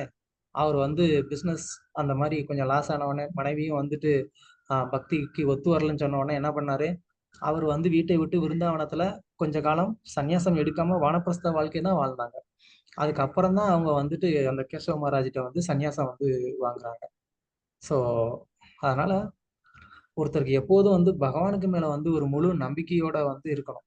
அவர் எப்போதும் என்னை வந்து காப்பாற்றுவார் அப்படின்னு சொல்லி அந்த நம்பிக்கை நமக்கு வந்து இருக்கணும். பலருக்கு நமக்கு அனுபவம் இருக்கும். ஏதாவது சில விஷயங்கள்ல பகவான் நம்மளை காப்பாத்திருப்பார். யாருக்காவது ஒரு எக்ஸ்பீரியன்ஸ் எதிர்பாராத விதத்துல யாருமே உதவாத நேரத்துல பகவான் என்னை காப்பாத்தினார். யாருக்குமே இல்லையா? நிறைய இருக்கு பிரபு. ஓகே, வைகுண்ட பூமி மாதாஜி. ஹரே கிருஷ்ண பிரபு. பிரணாம் பிரபு. நிறைய எக்ஸ்பீரியன்ஸ் இருக்குங்க பிரபு, எல்லாருக்குமே அது இருக்கும். ஒரு சமயத்துல வந்து பினான்சியல் ப்ராப்ளம் வந்துச்சு என்னால. ஈவன் என்னோட உறவினர்களால கூட அது முடியாத சமயத்துல இருந்துச்சு. அப்ப வந்து ஜெகநாதர் முன்னாடி ரொம்ப சின்சியரா, நீங்க மட்டும்தான் இருக்கீங்க, எனக்கு என்ன பண்றதுன்னே தெரியலன்னு. அது அடுத்த 1/2 மணி நேரத்துல அந்த ப்ராப்ளமே வந்து ரிசால்வ் ஆயிடுச்சு. ஸோ நிறைய இடத்துல பார்த்திருக்கோம். அது ஒரு எக்ஸாம்பிள் பிரபு. அது போல வேலை இது அந்த மாதிரி நிறைய விஷயங்கள் நடந்திருக்குங்க Prabhu. Very good, thank you. So அந்த மாதிரி பகவான் நம்மளை வந்து எப்போதும் காப்பாத்துறாரு அப்படிங்கிற அந்த ஒரு நம்பிக்கை நமக்கு இருக்கு. ஆனா வீட்டை விட்டு வெளியில வருவோமா? பொருளுரை. 3 வகையான ஆன்மீகிகள் உள்ளனர். அவர்கள் தீரன் அல்லது குடும்ப சவகாசத்தை விட்டு பிரிவதால் கலக்கம் அடையாதவன். 2, பௌதிக வாழ்வில் தோல்வியை அடைந்ததால் துறவரம் ஏற்றவன் மற்றும் பகவானின் உண்மையான பக்தன். இவன் பகவான் நாமத்தை கேட்பதாலும் பாடுவதாலும் இறையுணர்வை ஏற்படுத்தி கொண்டு இதயத்தில் வாழும் பகவானையே முற்றிலும் நம்பியவனாய் வீட்டை விட்டு வெளியேறுகிறான். பௌதிக வாழ்வில் தோல்வியடைந்து துறவரத்தை மேற்கொள்வது தன்னுணர்வு பாதையில் முதற்படியாகும். பௌதிக வாழ்க்கையில வந்து தோல்வி அடைகிறது தான் நமக்கு ஆன்மீக வாழ்க்கையோடைய முதல் படி அப்படின்னு பிரபுபாதர் வந்து சொல்றாரு. அவர் ஓன் எக்ஸ்பீரியன்ஸ்ல சொல்றாரு. ஸோ கரெக்ட் தான் அது. ஓகே, ஸோ தீரன்னா இங்கே ஒரு அர்த்தம் வந்து பிரபுபாதர் கொடுக்குறாரு. தீரனுக்கு விதுரர் ஒரு மீனிங் கொடுத்தாரு, யாரு அப்படின்னு. அதே இதுல பிரபுபாத் பர்போட்ல வந்து கோபத்தை வென்றவன் தீரன்னு சொன்னார். இப்போ இங்க பர்போட்ல தீரனுக்கு இன்னொரு ஒரு மீனிங் கொடுக்குறாரு. குடும்ப சவகாசத்தை விட்டு பிரிவதால் கலக்கம் அடையாதவன் தீரன் அப்படின்னு சொல்லி இங்க வந்து சொல்றாரு. ஸோ தீரன் அப்படின்னு சொன்னா என்ன அர்த்தம்னா, தமிழ்ல சொல்லணும்னா தில்லா இருக்கிறதுன்னு அர்த்தம். அதாவது எதுக்குமே வந்து பயப்படாம இருக்கிறதுன்னு அர்த்தம். அந்த மாதிரி வந்து இருக்க முடியும் ஒருத்தருக்கு. ஸோ ஓகே, ஆனால் பரமாத்மாவாக அனைவரது இதயத்திலும் வாழும் பரமபுருஷ பகவானையே முழுமையாக நம்பி இருக்கும் பயிற்சியை பெறும் பொழுதுதான் முக்தி அடையும் வழியில் உண்மையான பூரணத்துவம் கிடைக்கிறது. ஒருவன் வீட்டை துறந்து அடர்ந்த காட்டில் தனியாக வாழக்கூடும். ஆனால் நிலையான பக்தன் ஒருவன் தான் தனியாக இல்லை என்பதை நன்கறிவான். ஏன்னா எப்போதும் பகவான் நம்ம கூட இருக்கிறார். பகவான் எப்போது நம்ம கூட இருக்கிறதுனாலதான் நம்மளுடைய ஹார்ட்ல நம்ம வந்து டிசைர் பண்றது என்ன ஆகுது, அது இமிடியேட்டா வந்து நடக்குது இல்லையா? பகவான் நம்மளுடைய இருதயத்துல இல்லைன்னா நம்ம இதயத்துல நினைக்கிறது நடக்குமா? அவர் எங்கேயோ இருக்கிறாரு அப்படின்னு சொன்னா நம்ம மனசுல நினைக்கிறது அவருக்கு தெரிஞ்சுக்க முடியும், இல்லைன்னு கிடையாது. பட் இருந்தா கூட அவர் வந்து நம்மளுடைய ஹிருதயத்துல இருக்கணும்னு அவருக்கு வந்து ஒரு விருப்பம். அதனாலதான் வந்து வைகுண்டத்தை விட ஒரு பக்தருடைய இருதயத்தை வந்து ரொம்ப பெருசா வந்து பகவான் வந்து நினைக்கிறார். ஓகே, ஸோ மேலும் எந்த ஆபத்தான நிலையிலும் உண்மையான பக்தனை அவரால் காப்பாற்ற முடியும். எனவே ஒரு தூய பக்தர்களின் சவகாசத்தில் பகவானின் புனித நாமம், குணம், உருவம், லீலைகள் மற்றும் பரிவாரம் போன்றவர்களை பற்றி கேட்டும் பாடியும் வீட்டிலேயே பக்தி தொண்டை பயில வேண்டும். இப்பயிற்சியை எந்த அளவுக்கு ஒருவர் மேற்கொள்கிறாரோ அந்த அளவிற்கு இறையுணர்வை எழுப்ப அது அவருக்கு உதவும். பகவான் எல்லோருடைய இதயத்திலும் அமர்ந்திருக்கிறார் என்றாலும் இத்தகைய பக்தி தொண்டால் பௌதிக லாபத்தை அடைய விரும்புவோரால் ஒருபோதும் பகவானை நம்பி இருக்க முடியாது. மெட்டீரியலான ஒரு பெனிஃபிட்டுக்கு வந்து நம்ம முக்கியத்துவம் கொடுக்குற வரைக்கும் என்ன பண்ண முடியாது, நமக்கு பகவானை வந்து புரிஞ்சுக்க முடியாதுன்னு இங்க பிரபுபாதர் வந்து சொல்றார். ஓகே, பதம் 28. அதோதி திசம் ஜாது ஸ்வை அஜ்ஞாத கதீர் பவான் இதோ அர்வா பிரயாச கால பும்சாம் குண விகர்ஷன. ராஜலட்சுமி மாதாஜி. ஹரே கிருஷ்ணா பிரபு, பிரணாம்ஸ் பிரபு. மொழிபெயர்ப்பு பை ஜெய் ஸ்ரீல பிரபுபாத், ஸ்ரீல பிரபுபாத் கி ஜெய். எனவே மக்களின் நற்குணங்களை குறைத்துவிட போகும் அக்காலம் விரைவில் வரப்போகிறது என்பதால் உறவினர்களுக்கு அறிவிக்காமல் தயவு செய்து உடனே வடக்கு நோக்கி புறப்படுங்கள். ஹரே கிருஷ்ணா பிரபு. இது வந்து என்ன சொல்ல வர்றாரு அப்படின்னா, என்னை ஏன்பா வந்து நீ வீட்டை விட்டு போகணும்னு சொல்ற? என்னுடைய பசங்க அவங்க என்னைய பாத்துக்கணும்னு நினைக்கிறாங்க, அவங்களுக்காக நான் வந்து இருக்கிறேன் அப்படின்னு வந்து திருதராஷ்டிரர் வந்து சொல்றாராம். அதாவது பாண்டவர்கள் இப்பதான் அவருக்கு அவங்க பசங்களா தெரியுறாங்க. சொல்றாரு, என் பசங்க இருக்கிறாங்க, அவங்க வந்து என்னைய பாத்துக்கணும்னு நினைக்கிறாங்க, நான் அதுக்கு வீட்டுல இருந்து சரி அவங்களோட ஆசையை நிறைவேற்றுறதுக்காக இருக்கிறேன், அவங்க என்னை நல்லா பாத்துக்கிறாங்க, எந்த விதமான ஒரு பிரச்சனையும் இல்லை, நீ ஏன் வந்து புதுசா குழப்பத்தை உண்டு பண்ற அப்படின்னு திருதராஷ்டிரர் வந்து சொல்றாரு. அதுக்குதான் விதுரர் சொன்னாரு, அப்படியா நீங்க நினைச்சிட்டு இருக்கீங்க, என்ன நடக்க போகுதுன்னு தெரியுமா? மக்களின் நற்குணங்களை குறைத்து விட போகும் அக்காலம் விரைவில் வரப்போகிறது அப்படிங்கிறாரு. அப்படின்னா என்ன அர்த்தம்? கலியுகம் சீக்கிரமா வந்துகிட்டே இருக்கு. கலியுகம் வந்துச்சுன்னா இந்த மாதிரி எல்லாம் வந்துட்டு வீட்டுல பெரியவங்களை வச்சு சாப்பாடு எல்லாம் போட மாட்டாங்க, அதுக்குன்னு முதியோர்களை வச்சிருக்காங்க. ஓகேவா? அதனால வந்து உங்களை முதியோர்கள் அனுப்பிச்சிருவாங்க, பரவாயில்லையா அவங்களுக்கு அப்படின்னு வந்து விதுரர் வந்து கேட்கிறாரு. அது கேட்டுதான் திருதராஷ்டிரர், ஓ முதியோர் இல்லத்துக்கு அனுப்பிச்சிருவாங்களா, வேண்டாம் அதுக்கு நான் காட்டுக்கே போயிடுறேன் அப்படின்னு சொல்லிட்டு அடுத்து கிளம்பிடுறாரு. சோ அந்த மாதிரி மக்களினுடைய நற்குணங்களை குறைக்கக்கூடிய காலம் வரப்போகுதுன்னு வந்து விதுரர் வந்து சொல்றாரு. அப்படின்னா கலியுகத்தை பார்த்து எந்த அளவுக்கு பக்தர்கள் பயந்துருக்காங்கன்னு பாருங்க. அவங்களுக்கு பயப்பட வேண்டிய அவசியம் இல்லை, பட் எதனால சொல்றாங்கன்னா அந்த அளவுக்கு மக்கள் இடத்துல நற்குணங்கள் குறைந்துரும் அப்படிங்கிறத வந்து சொல்ல வர்றாங்க. சோ அப்படி ஒரு காலம் விரைவில் வரும்போது உறவினர்கள் யாரும் வந்து என்ன பண்ண மாட்டாங்க, ஐயோ இவங்க என் உறவினர்கள், அதனால இவங்களுக்கு நான் ஹெல்ப் பண்ணணும், இவங்களுக்கு நான் காப்பாற்றணும், கஷ்டத்துல இவங்களுக்கு நான் துணையா இருக்கணும் அப்படிலாம் நினைக்க மாட்டாங்க. ஏன்னா கஷ்டத்தை கொடுக்கறதே உறவினர்கள் தான். அதனால நீங்க வந்து என்ன பண்ணுங்க, அதுக்கு முன்னாடியே கிளம்பிருங்க அப்படின்னு வந்து விதுரர் வந்து சொல்றாரு. அவங்களா பார்த்து ஆஹ் சடனா பக்கத்துல இருக்கிற நாயை, இந்த நாய்க்கு சோறு போட்டையா அப்படின்னு கேட்பாங்க. அது வேற யாரையும் இல்ல, உங்களை தான். அப்படி வந்து ஒரு பேச்ச கேட்கறதுக்கு முன்னாடி வீட்டை விட்டு கிளம்பிருங்க அப்படின்றாரு விருதுரர். இதுதான் வந்து கலியுகத்துடைய நிலைமை. பொருளுரை, சொந்த நன்மைக்காக உறவினர்களிடம் சொல்லிக் கொள்ளாமல் வீட்டை விட்டு புறப்படுவதன் மூலமாக அல்லது தீரனாவதன் மூலமாக ஏமாற்றமான வாழ்வுக்கு ஈடுகட்டலாம். ஏமாற்றமான வாழ்வுக்கு ஈடுகட்டலாம். அப்படின்னா என்ன அர்த்தம்? தீரனாவதன் மூலமாக ஏமாற்றமான வாழ்வுக்கு ஈடுகட்டலாம் அப்படின்னா என்ன அர்த்தம்? அதாவது வீட்டுல இருந்துட்டு இப்படி வந்து ஒரு சுகமான ஒரு வாழ்க்கையை வாழ்றது அப்படிங்கிறது என்னது? அதுதான் நம்மளை வந்து ஏமாத்துறதுங்கிறது. ஏன்னா இந்த உடலுக்கு வந்துட்டு ஒரு நல்ல சௌகரியமான ஒரு வாழ்க்கை இருக்கு, இதுதான் எனக்கு நல்ல வாழ்க்கை பெஸ்ட் அப்படின்னு நம்ம நினைச்சிட்டு நம்மளை ஏமாத்திக்கிறோம். அந்த ஏமாற்றத்துல இருந்து ஒருத்தர் வந்து காப்பாத்திக்கணும் அப்படின்னு சொன்னா என்ன பண்ணணும்? தீரன் ஆகணும். தீரன் ஆகுறதுன்னா என்ன? உறவினர்கள்கிட்ட சொல்லாம கூட வந்து கிளம்புறது, யாருக்கும் தெரியாத இடத்துல போய் ஒருத்தர் இருக்கிறது, இதெல்லாம் தீரனுடைய லட்சணம். சோ அந்த மாதிரி ஒருத்தர் வாழ்ந்தா இந்த ஏமாற்றத்துக்கு ஈடுகட்டலாம்னு இங்க வந்து பிரபுபாதர் சொல்றேன். ஏன்னா இவ்வளவு காலம் ஒரு ஏமாற்றமான ஒரு வாழ்க்கையை வாழ்ந்தாச்சு, அட்லீஸ்ட் இருக்கக்கூடிய கொஞ்ச காலத்தையாச்சும் ஒரு தீரனா வாழ்ந்தா இவ்வளவு நாள் வேஸ்ட் பண்ண அந்த வாழ்க்கையை கொஞ்சம் ஈடுகட்டலாம் அப்படின்னு அர்த்தம். மேலும் கலியும் விரைந்து வருவதால் தாமதமின்றி இவ்வழியை ஏற்கும்படி விதுரர் தமது தமையனுக்கு அறிவுரை கூறுகிறார். ஏன்னா கலிகாலம் வந்துட்டா இதுக்கு முன்னாடி எந்த ஒரு வழிமுறை வந்து தன்னுணர்வுக்கு கொடுக்கப்பட்டதோ அந்த ஒரு வழிமுறை வந்து அதுக்கப்புறமா கடைபிடிக்க முடியாது இல்லையா? சோ இவர் வந்து பக்தி தொண்டு செய்வதற்கு இவருக்கு அந்த அளவுக்கு வந்துட்டு இன்ட்ரெஸ்ட் கிடையாது. ஆனா திருதராஷ்டிரருக்கு இயல்பாவே பக்தி தொண்டுக்கு மேல அவ்வளவா வந்து இன்ட்ரெஸ்ட் கிடையாது. ஆனா இவர் வந்து அந்த மாதிரி ஒரு யோகத்துல வந்து ஈடுபடணும் அப்படின்னா கூட அப்ப கலியுகம் தோன்றிருச்சு அப்படின்னு சொன்னா அதுக்கான ஒரு மனப்பக்குவம், தைரியம் அதெல்லாமே வந்து இல்லாம போகும்.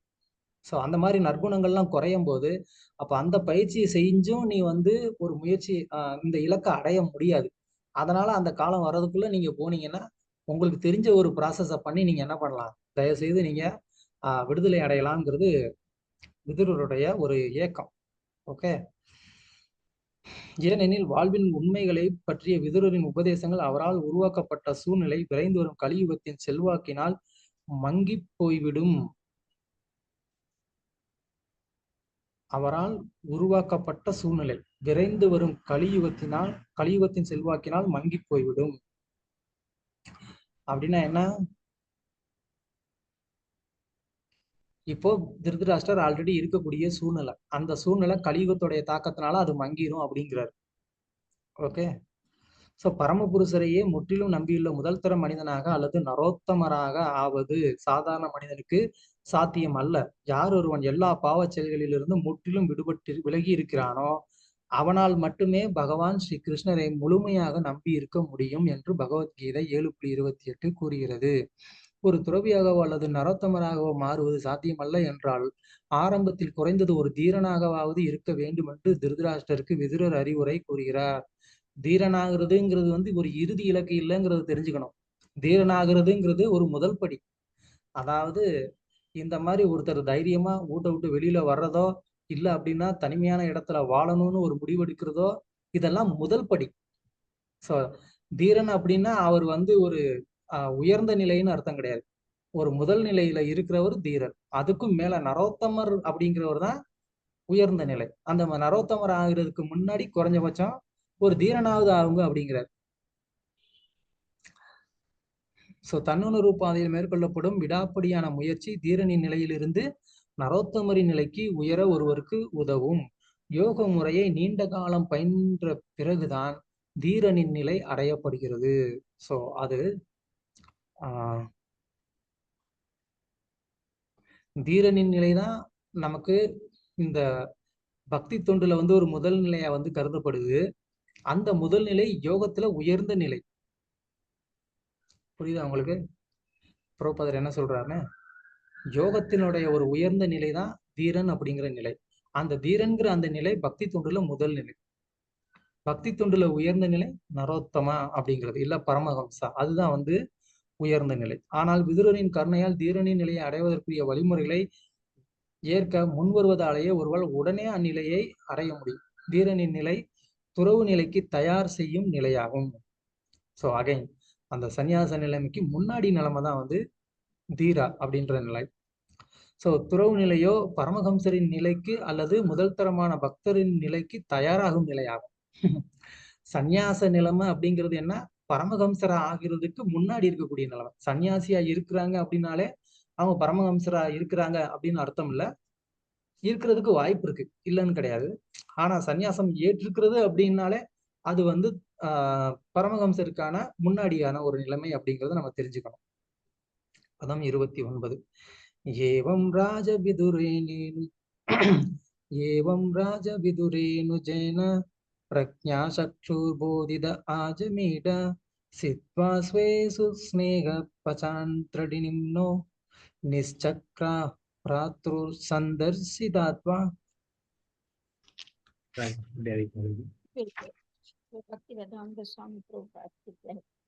இவ்வாறாக அஜாமிட குலத்தில் பிறந்த திருதராஷ்டிர மகாராஜன் தற்சோதனை அறிவின் பிரக்ஞா மூலமாக உறுதியான நம்பிக்கை பரம் பெற்றவராய் தனது பின்வாங்காத மன உறுதியால் திடமான குடும்ப பற்றை உடனே கலைத்திருந்தார். இவ்வாறாக தம்பி விதுரரின் உத்தரவுபடி முக்தி பாதையை ஏற்பதற்காக அவர் உடனே வீட்டை விட்டு வெளியேறினார். ஹரே கிருஷ்ணா. ஒரு வழியா விதுரருடைய அந்த ஸ்ட்ராங் பிரீச்சிங் வந்து வேலை செஞ்சிருச்சு. ஸோ அவர் ரொம்ப உறுதியா வந்து பிரச்சாரம் செஞ்சு, அதனால என்னாச்சு, திருதராஷ்டிரருக்கு இந்த தடவை போதும், இவங்கிட்டையும் நம்ம வந்துட்டு இப்போ காலங்காலமா வந்து அட்வைஸ் கேட்டுக்கிட்டே இருக்கோம், இனிமேலே இதுக்கு இந்த அட்வைஸுக்கு வந்து ஒரு முற்றுப்புள்ளி வைப்போம் அப்படின்னு சொல்லி என்ன பண்ணிட்டாரு, நான் கிளம்புறேன் அப்படின்னு சொல்லி வந்து கிளம்பிட்டார். ஸோ ஜென்ரலா திருதராஷ்டிரா அப்படின்னு சொன்னா அவர் கொஞ்சம் அந்த பேருக்கு என்ன அர்த்தம்னா கொஞ்சம் மன உறுதி உடையவர்னு ஒரு அர்த்தம் இருக்கு. ஸோ அவருக்கு அந்த மாதிரி ஒரு டிட்டர்மினேஷன், ஸ்ட்ராங் ஒரு மன உறுதி வந்து இருக்கு, முன்னாடியே உண்டு. ஆனா அதை அவர் வந்து ஆன்மீக பாதையில வந்து பயன்படுத்தல, அவர் அதை வந்து பௌதிக வாழ்க்கையில வந்து ரொம்ப பயன்படுத்தினார். அதனாலதான் இப்போ இங்க வந்து அவருக்கு ஏற்கனவே அந்த ஒரு குவாலிட்டி இருக்கு, டிட்டர்மினேஷன் அப்படின்ற ஒரு குவாலிட்டி இருக்கு. அந்த குவாலிட்டியை யூஸ் பண்ணி இப்ப என்ன பண்றாரு, அதை ஆன்மீக பாதைக்கு வந்து பயன்படுத்திக்கிறார். நம்ம வந்து ஆன்மீக வாழ்க்கைக்கு வர்றதுக்கு முன்னாடி நம்ம வந்து சில தவறுகள் வந்து செய்திருக்கலாம். வயசுல நம்ம வந்து சில பழக்கங்கள் நமக்கு இருந்திருக்கலாம். அப்போ நம்ம வந்து கொஞ்சம் கூட பயப்படாம அந்த தப்பு வந்து பண்ணியிருப்போம். வீட்டுக்கு வந்து பெற்றோர்களுக்கு தெரிஞ்ச என்ன சொல்லுவாங்க அதெல்லாம் நமக்கு பயமே கிடையாது. அதெல்லாம் வந்து தப்பு நல்லா பண்ணும். படிக்கிற காலத்துலலாம் காலேஜுக்கு போகாம கட் அடிச்சுட்டு படத்துக்கு போறது, ஃப்ரெண்ட்ஸுங்களோட சேர்ந்து வந்து ஊர் சுத்துறது, அதெல்லாம் வீட்டுல வேற ஒரு பொய்யை சொல்லிட்டு இதை வந்து செஞ்சுட்டு இருப்போம். இதுக்கெல்லாம் நமக்கு வந்து பயமே கிடையாது. ஆனா எப்போ நம்ம வந்து ஆன்மீக வாழ்க்கைன்னு வருதோ அப்போ இது வந்து நீங்க வந்து கடைபிடிக்கலாமே அப்படின்னு கேட்டா, இல்லைங்க வீட்டுல எல்லாம் கொஞ்சம் வந்து கேட்கணும், வீட்டுல வந்து பர்மிஷன் கொடுப்பாங்களான்னு தெரியாது. அப்போ நமக்கு உடனே வீட்டுக்கு மேல பயங்கர ரெஸ்பெக்ட் வரும். வீட்டுல இருக்கிறவங்க பேச்செல்லாம் நம்ம வந்துட்டு கிழிச்ச கோட்டை தாண்டாத மாதிரி நம்ம வந்து என்ன பண்ணுவோம், எல்லாமே வந்துட்டு வீட்டுல கேட்டுதான் நம்ம செய்யற மாதிரி வந்து சொல்லுவோம். யாராவது சொல்லிருக்கீங்களா அந்த மாதிரி?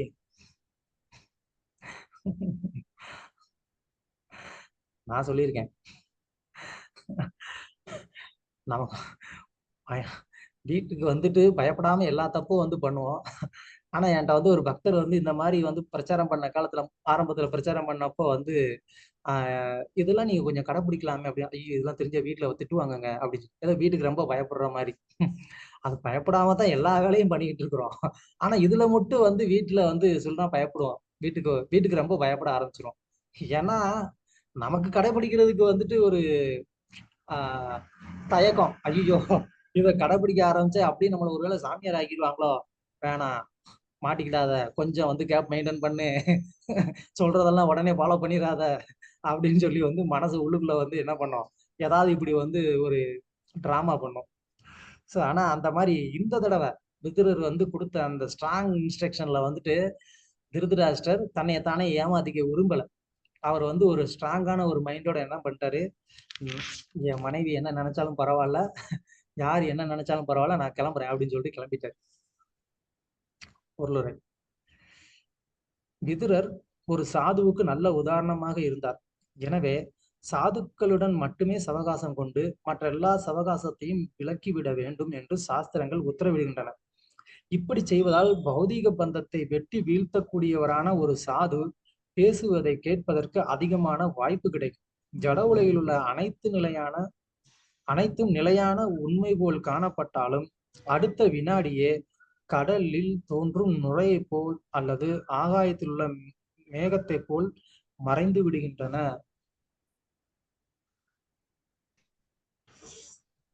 Sorry, 1 second.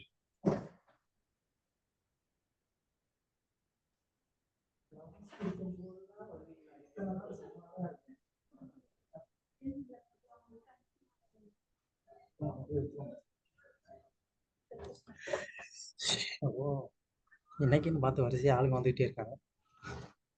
ஓகே, எங்க நிப்பாட்டினேன்? விதுரர் கிளம்பிட்டாரு பிரபு. ஓகே, யா. மேகங்கள் மழை பொழிகிறது. மழையால் தற்காலிகமான பல பயிர் பச்சைகள் தோன்றுகின்றன. எனவே ஆகாயத்தில் உள்ள மேகம் உண்மையானதாகவே காணப்படுகிறது. ஆனால் முடிவில் மேகம், மலை, ஆகாயம், அதில் உள்ள பல வகைப்பட்ட ஒளிரும் பொருட்கள் என்றென்றும் நிலைத்திருக்கின்றன. அதை போலவே ஆகாயத்துடன் ஒப்பிடப்படும் பரமசத்தியம் என்றும் நிலைத்திருக்கிறது. ஆனால் நிலையற்ற மேகத்தை போன்ற மாயை தோன்றி மறைகிறது. முட்டாள் ஜீவன்கள் நிலையற்ற மேகத்தால் கவரப்படுகின்றன. ஆனால் புத்திசாலிகள் நித்தியமான மேகத்துடன் அதில் உள்ள உபபொருட்களுடன் அதிக நாட்டம் கொண்டவர்களாக உள்ளனர்.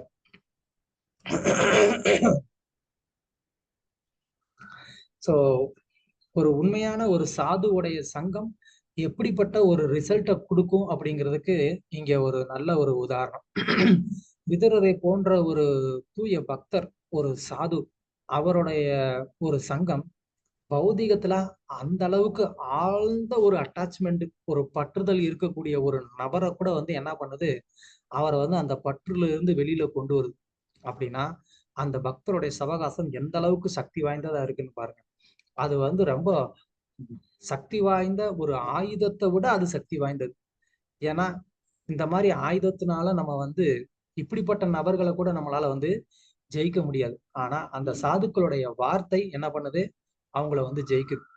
அதாவது அவருடைய தவறான அந்த சித்தாந்தத்துல இருந்து அவங்கள வந்து வெளியில கொண்டு வர வைக்கிற அளவுக்கு அவர்களுடைய வாதம் இருக்குது.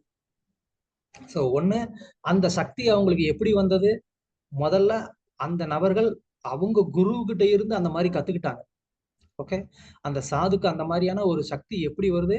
முதல்ல அவர் அந்த குரு கிட்ட இருந்து, அப்படிப்பட்ட ஒரு குரு கிட்ட இருந்து அவர் கத்துக்கிட்டார்.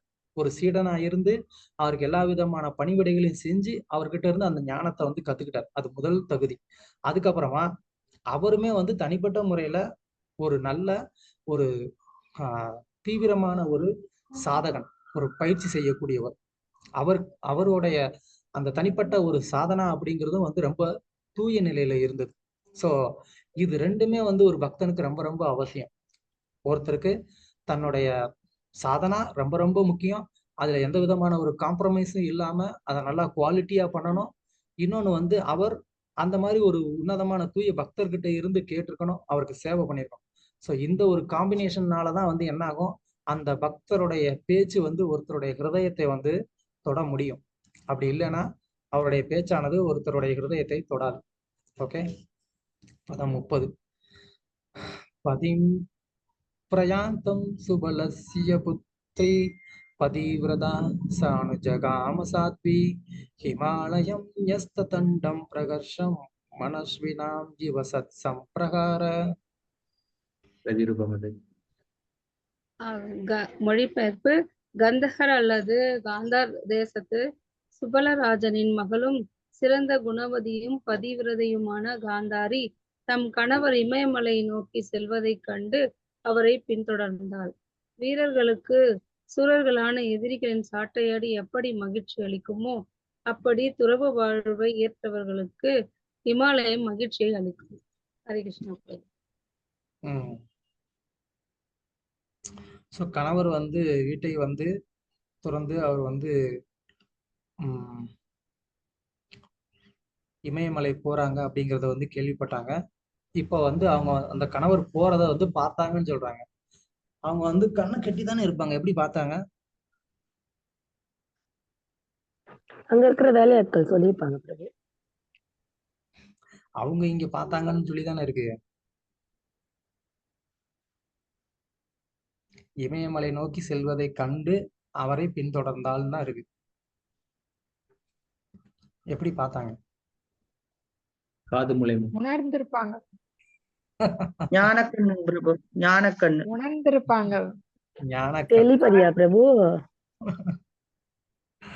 ஓகே, கணவர் கூட தானே பிரபு இருக்கிறாங்க, அதனால அவங்களுக்கு தெரியும் கணவர் வீட்டை எப்படி இருக்குது இல்லைங்களா, அதனால கணவர். ஓகே, நீங்க சொன்ன பதில் எல்லாமே தப்பு, யோசிங்க. ஓகே பிரபு, இந்த சின்ன மூலையில தெரியல பிரபு. வீரர்களுக்கு வந்து சூரர்களான எதிரிகளின் சாட்டையடி எப்படி மகிழ்ச்சி அளிக்குமோ பாருங்க. இந்த எக்ஸ்பீரியன்ஸ் யாருக்கு இருக்கா? வீரர்களுக்கு சூரர்களின் சாட்டையடி வந்து மகிழ்ச்சியை கொடுக்குறான். உண்மையிலேயே அந்த காலத்துல அந்த மாதிரி இருந்திருக்கிறாங்க. நீங்க வந்து ஜராசந்தனுக்கும் பீமனுக்கும் நடுவில் நடந்த அந்த சண்டையை நீங்க பாத்தீங்கன்னா அதுல வந்து நீங்க வந்து அந்த இங்க சொல்லப்படக்கூடிய அந்த ஒரு உதாரணத்தை வந்து புரிஞ்சுக்க முடியும்.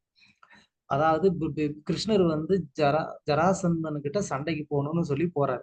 அப்போ கிருஷ்ணர், அர்ஜுனன், பீமன் 3 பேர் போறாங்க. 3 பேரும் மாறு வேடத்துல போறாங்க. அப்போ இவங்க மாறு வேடத்துல வந்து உங்க கூட யுத்தம் வேணும்னு வந்து பிச்சை கேட்கறாங்க. அதாவது பிராமணர்களா போயிட்டு யுத்தம் வேணும்னு பிச்சை கேட்கறாங்க. அவனும் வந்து எந்த ஒரு பிச்சை கேட்டாலும் கொடுக்கணுங்கிற ஒரு கொள்கையில இருக்கான். அதனால அவன் சரின்னு சொல்லிடுறான். அதுக்கப்புறமா தான் தெரியுது, உங்களை பார்த்தா பிராமணர்கள் மாதிரி தெரியல, நீங்க உங்க உண்மையான ரூபத்தை காமிங்கன்னு சொன்ன உடனே அவங்க தங்களுடைய வேஷத்தை கலைச்சு காமிக்கிறாங்க. அப்ப இதுல நான் யாரு கூட வந்து யுத்தம் பண்றது?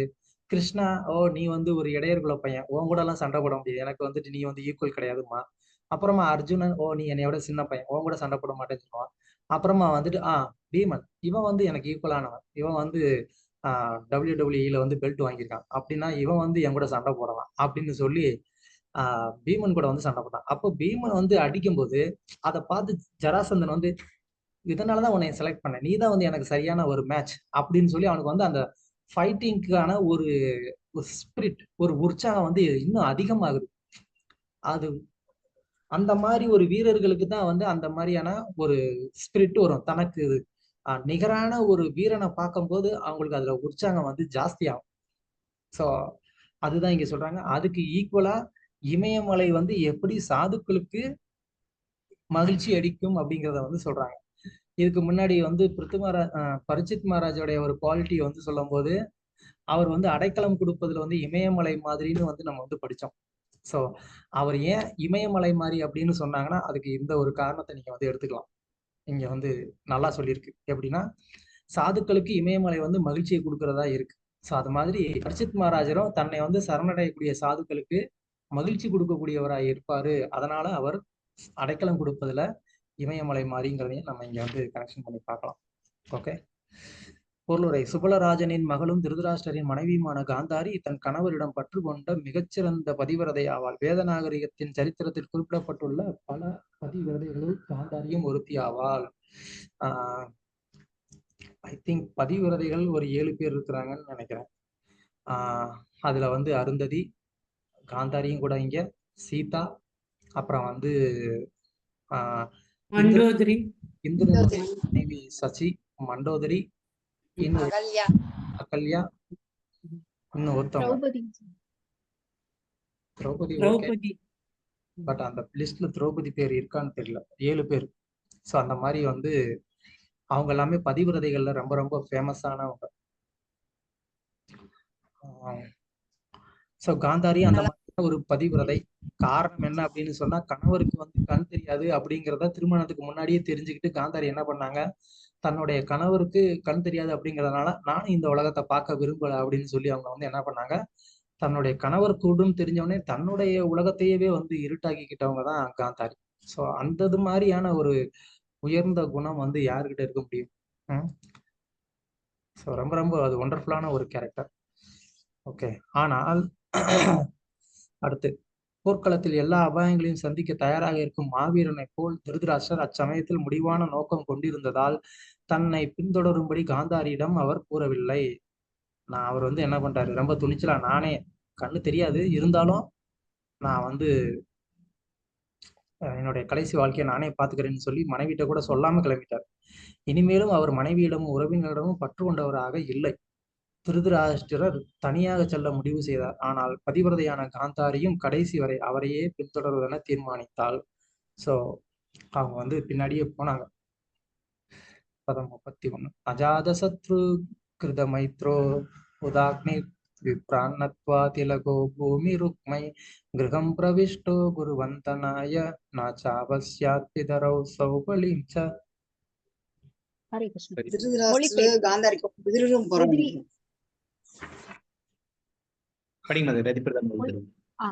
மொழிபெயர்ப்பு. எதிரியே இல்லாத யுதிஷ்டிர மகாராஜன் சூரிய தேவனை வணங்கி பிராமணர்களுக்கு தானியங்கள், பசுக்கள், நிலம் மற்றும் தங்கம் ஆகியவற்றை அளித்து அவர்களை வணங்கி தமது சந்தியாவந்தனத்தையும் அக்னிஹோத்திரத்தையும் முடித்துக் கொண்ட பின் வயது முதிர்ந்தவர்களை வணங்குவதற்காக அரண்மனைக்குள் பிரவேசித்தார். ஆனால் அவரது மூத்த இளைய தந்தையர்களையும் சுபலராஜரின் மகளான அவரது பெரியம்மாவையும் அங்கு காணவில்லை. ஹரே கிருஷ்ணா.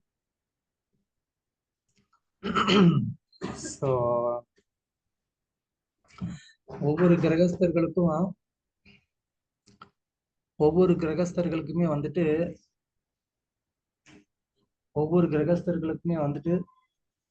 5 யஜ்யம் உண்டு இல்லையா? பஞ்சமகா யஜ்யம் வந்து சொல்லுவாங்க. 5 விதமான யஜ்யம். என்னென்ன யஜ்யம் யாருக்கு தெரியும்? தேவ யஜ்யம், பித்ரு யஜ்யம், சமைக்கிறது கூட பூத யஜ்யம்,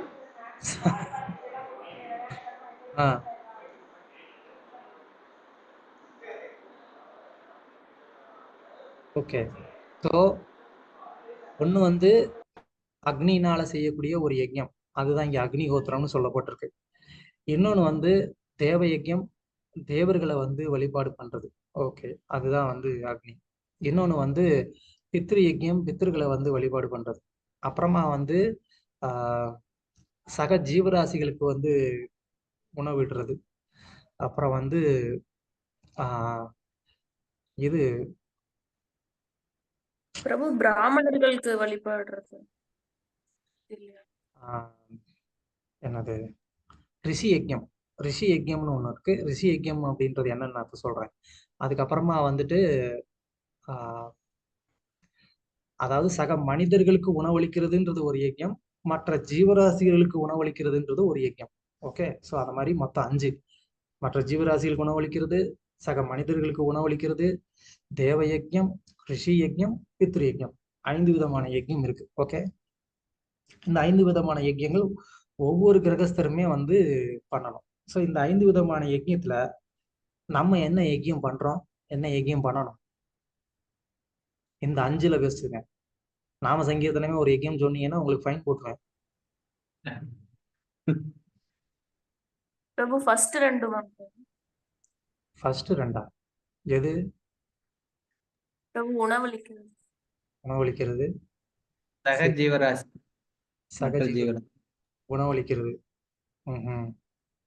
வேற கிரகஸ்தர்களுக்கு உண்டான யஜ்ஞம் சொல்லிட்டீங்க. அப்புறம் அதுல எது பண்ணணும்னா எல்லாமே தானே பண்ணணும் பிரபு. கரெக்ட், எல்லாமே நம்ம பண்றது இல்ல. அட்லீஸ்ட் இதுல ஒண்ணு வந்து பண்ணல பிரபு, இதெல்லாம் நாங்க எதுவுமே பண்ணல பிரபு. இதுல பித்ரு யஜ்ஞம் பிரபு, பித்ரு யஜ்ஞம் அதையாவது பண்ணணும்னு சொல்லு. கண்டிப்பா அதுவும் வந்து பண்ணணும். நம்ம வந்து ஹரே கிருஷ்ணாக்கு வந்துட்டோங்கிறதுக்காக பித்ருக்களுக்கு செய்ய வேண்டிய காரியம் செய்யாம இருக்கக்கூடாது. அதுவும் பண்ணணும் கிரகஸ்தர்கள், அது ஒரு கடமை. வேற கிருஷ்ண உணவுல இருக்கனால மற்றதெல்லாம் அவசியம் இல்லைன்னு யமுனாச்சாரியார் சொல்லியிருக்காரு. அதனால கிருஷ்ண உணவுல இருக்கும்போது அவர் வந்து சன்னியாசி, அதனால அவருக்கு வேணாம்னு சொன்னாரு. கிரகஸ்தர்களுக்கு வேண்டாம்னு சொல்லல. கிருஷ்ணரே வந்து உட்கார்ந்து தர்ப்பணம் கொடுத்துட்டு இருக்கிறாரு. நீங்க அவருடைய உணர்வுல இருக்கிற நீங்க பண்ண மாட்டீங்களா? ஹரே கிருஷ்ண பிரபு, ரிஷி யஜ்ஞம்னா என்னன்னு நீங்க சொல்லலையே, அப்படிதான் தெரியும். அப்படியா? அதனால என் மேலதான் தப்புங்கிறீங்களா? நீங்க சொல்லியிருந்தாங்க கரெக்டா ஆன்சர் சொல்லிருக்கோம்ல அப்படிங்கிறீங்க. ஓகே, முயற்சி பண்ணுவோம் பிரபு. ரிஷி யஜ்ஞம் அப்படின்னு சொன்னா யார் நமக்கு வந்து வாழ்க்கையின் முன்னேற்றத்திற்காக சாஸ்திரங்களை கொடுத்திருக்காங்களோ அந்த ரிஷிகளுக்கு நன்றி தெரிவிக்கிறது ரிஷி யஜ்ஞம். அந்த ரிஷிகளுக்கு எப்படி நன்றி தெரிவிப்பீங்க? காலையில எந்திரிச்ச உடனே, ஓ வியாசதேவா ரொம்ப நன்றிங்க, நீங்க கொடுத்தது பாகவதத்தினால ஏதோ நாங்க வந்து பாகவதம் படிக்கிறோம் அப்படின்னு சொல்றதா? பரவாயில்ல, அது கூட ஒண்ணு ஏத்துக்கலாம். ஆனா உண்மையிலேயே ரிஷி யஜ்ஞம் அப்படின்னா நமக்கு என்ன தெரியுமா? நமக்கு ரிஷி யஜ்ஞம்ங்கிறது பிரபுபாதர் புஸ்தகத்தை படிக்கிறதா நமக்கு ரிஷி யஜ்ஞம். ஏன்னா அதாவது ரிஷி யஜ்ஞம் அப்படின்னு சொன்னா ரிஷிகள் கொடுத்திருக்கக்கூடிய அந்த கிரந்தங்களை படிக்கிறது ரிஷி யஜ்ஞம். ஓகேவா? அந்த விதத்துலதான் நீங்க வந்து அவங்களுக்கு நன்றி செலுத்தணும். ஓகே, இப்போ நமக்கு இந்த ஆன்மீக கிரந்தங்கள் எல்லாம் கொடுத்தது யாரு? யாரு?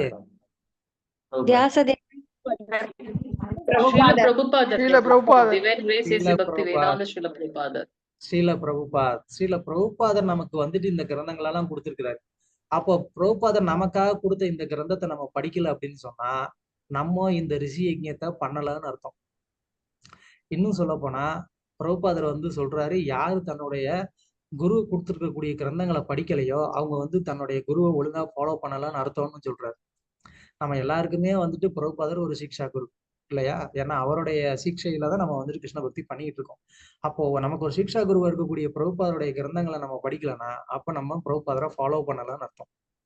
அந்த ரிஷி யஜ்ஞம்ங்கிறத நம்ம ஒழுங்கா பண்ணலன்னு அர்த்தம். ஸோ அதை நம்ம ஒழுங்கா பண்ணணும்னா என்ன பண்ணணும்? பிரபுபாதர் புஸ்தகத்தை தினமும் கண்டிப்பா படிக்கணும். அதுதான் நம்ம பிரபுபாதருக்கு செலுத்தக்கூடிய நன்றி கடன். அப்படி இல்லைன்னா நம்ம பிரபுபாதரை வந்து மதிக்கிறதுன்னு அர்த்தம். ஓகே, ஸோ இங்க திருதராஷ்டர் சாரி யுதிஷ்டிரர் வந்து அவரு ஒரு நல்ல தர்மாத்மா, அதனால வந்து அதெல்லாம் ஸ்ட்ரிக்டா கடைபிடிக்கிறாரு. அந்த மாதிரி காலையில சந்தியாவந்தனம் எல்லாத்தையும் முடிச்சுட்டு அக்னி யோத்திரம் எல்லாம் பண்ணி முடிச்சுட்டு அவர் வந்து பெரியவங்ககிட்ட எல்லாம் வந்து காலில் விழுந்து ஆசீர்வாதம் வாங்கிக்கிறாரு. அது அடுத்த ஸ்லோகத்துல வருதா? ஓகே, தானம்லாம் பண்ணிட்டு முதியவர்களை வந்து வணங்கணுங்கிறதுக்காக வர்றாரு அப்படின்னு சொன்ன என்ன? அப்ப தினமுமே அதை வந்து ஒரு கடமையா வச்சிருந்திருக்கிறார். காலையில எழுந்திருத்த உடனே இந்த கடமைகளெல்லாம் செஞ்சு முடிச்சுட்டு அடுத்ததா அவர் பண்ணக்கூடியது என்ன? முதியோர்களை வணங்குறது அப்படிங்கிறது அது ஒரு தினசரி நடவடிக்கையா அவர் வந்து வச்சிருக்கிறார். ஸோ அது ரொம்ப ரொம்ப அதுவும் ஒரு முக்கியமான ஒரு நற்பண்பு. தர்மசாஸ்திரப்படி வந்து யார் ஒருத்தவங்க வந்துட்டு வயது முதிர்ந்தவர்களை வந்துட்டு சரியா மதிக்கலையோ, அவங்கள வந்து வணங்கலையோ, அவர்களுடைய புண்ணியம் அவங்கள்ட்ட இருந்து போயிரும்னு வந்து தர்மசாஸ்திரம் வந்து சொல்லியிருக்கு. ஸோ வீட்டில் நமக்கு பெரியவங்க இருக்கிறாங்கன்னா அவங்கள வந்து வணங்க வேண்டியது நம்மளுடைய அது ஒரு கடமை. ஓகே. ஸோ அதுக்கப்புறமா அவர் வந்து எங்க தன்னுடைய அப்பா, அதாவது பெரியப்பா பெரியம்மாவை காணோமே அப்படின்னு சொல்லி தேட ஆரம்பிக்கிறாரு. ஓகே. பிரபுபாதர் வந்து இங்க பர்போட்ல வந்து நல்லா வந்து சொல்றாங்க. இன்றைய குடும்பஸ்தர்கள் தாமதமாக உறங்கி எழுந்து மேற்கூறிய எந்த காலை கடமைகளையும் செய்யாமல் படுக்கையிலேயே தேநீர் அருந்துகின்றனர். பெற்றோரின் பழக்க வழக்கங்களையே குழந்தைகளும் பின்பற்றுகின்றனர். எனவே ஜனத்தொகை முழுவதும் நரகத்தை நோக்கி சரிந்து கொண்டிருக்கிறது. சாதுக்களுடன் இவர்கள் சவகாசம் கொண்டால் அல்லாது இவர்களிடமிருந்து எந்த நற்குணத்தையும் எதிர்பார்க்க முடியாது. திருதராஷ்டிரரை போன்ற பௌதிகவாதி விதுரரை போன்ற சாதுவிடமிருந்து உபதேசம் பெற்று நவீன வாழ்வின் களங்கங்களிலிருந்து தூய்மை பெற வேண்டும். அப்பதான் நமக்கு வந்துட்டு ஒரு நல்ல கலாச்சாரம் சம்ஸ்காரம்ங்கிறது நமக்கு வந்து வரும். இல்லை அப்படின்னு சொன்னா, ஒரு முறை ஒருத்தர் வந்து என்ன பண்றாரு, ஒரு சாதுக்கு வந்து ஒரு பொருள் கொடுக்குறாரு. அப்போ அந்த சாது பக்கத்துல நானும் இருக்கிறேன். அவர் வந்து எப்படி கொடுத்தாரு, அவர் வந்து தன்னுடைய லெஃப்ட் ஹேண்ட்ல வந்து கொடுத்தாரு.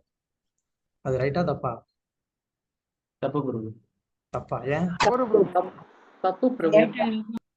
ஏன்?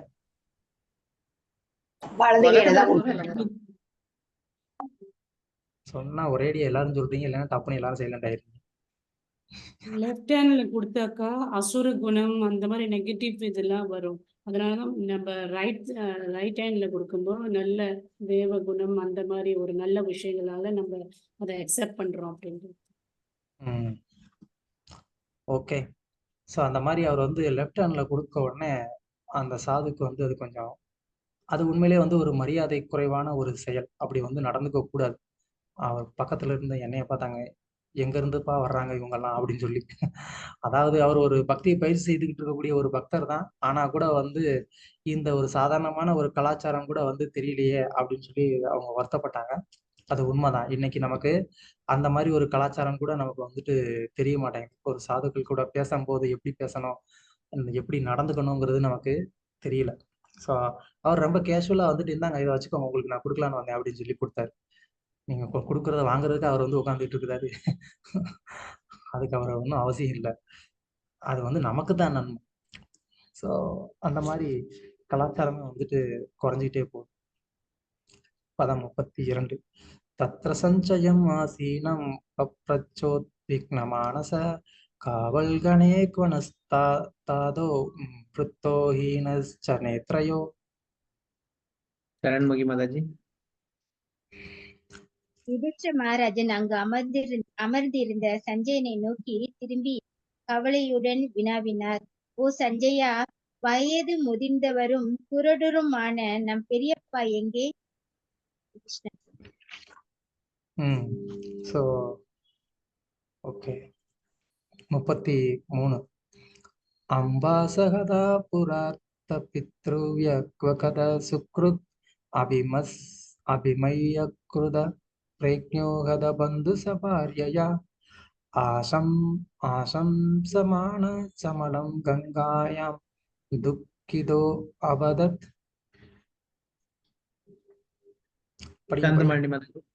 சாந்தமாணி மாதாஜி. என் நலனில் அக்கறை கொண்டிருந்த சித்தப்பா விதுரரும் மகன்களின் மரணத்தால் பெரும் துன்பத்திற்கு உள்ளாயிருந்த பெரியம்மா காந்தாரியும் எங்கே? என் பெரியப்பாவான திருதராஷ்டிரர் அவரது எல்லா மகன்களும் பேரன்களும் மரணம் அடைந்ததால் அதிக வருத்தத்திற்கு உள்ளாகி இருந்தனர். நான் மனதிற்கு பிடித்தமானவன் ஆகிவிட்டேன் என்பதில் சந்தேகம் இல்லை. எனவே என் குற்றங்களை பெரிதாக எடுத்துக்கொண்டு மனைவியுடன் அவரும் கங்கையில் மூழ்கினாரா? ஸோ இவ்வளவு நேரம் வந்து விதுரர் பேசினதை வந்து கேட்டோம்.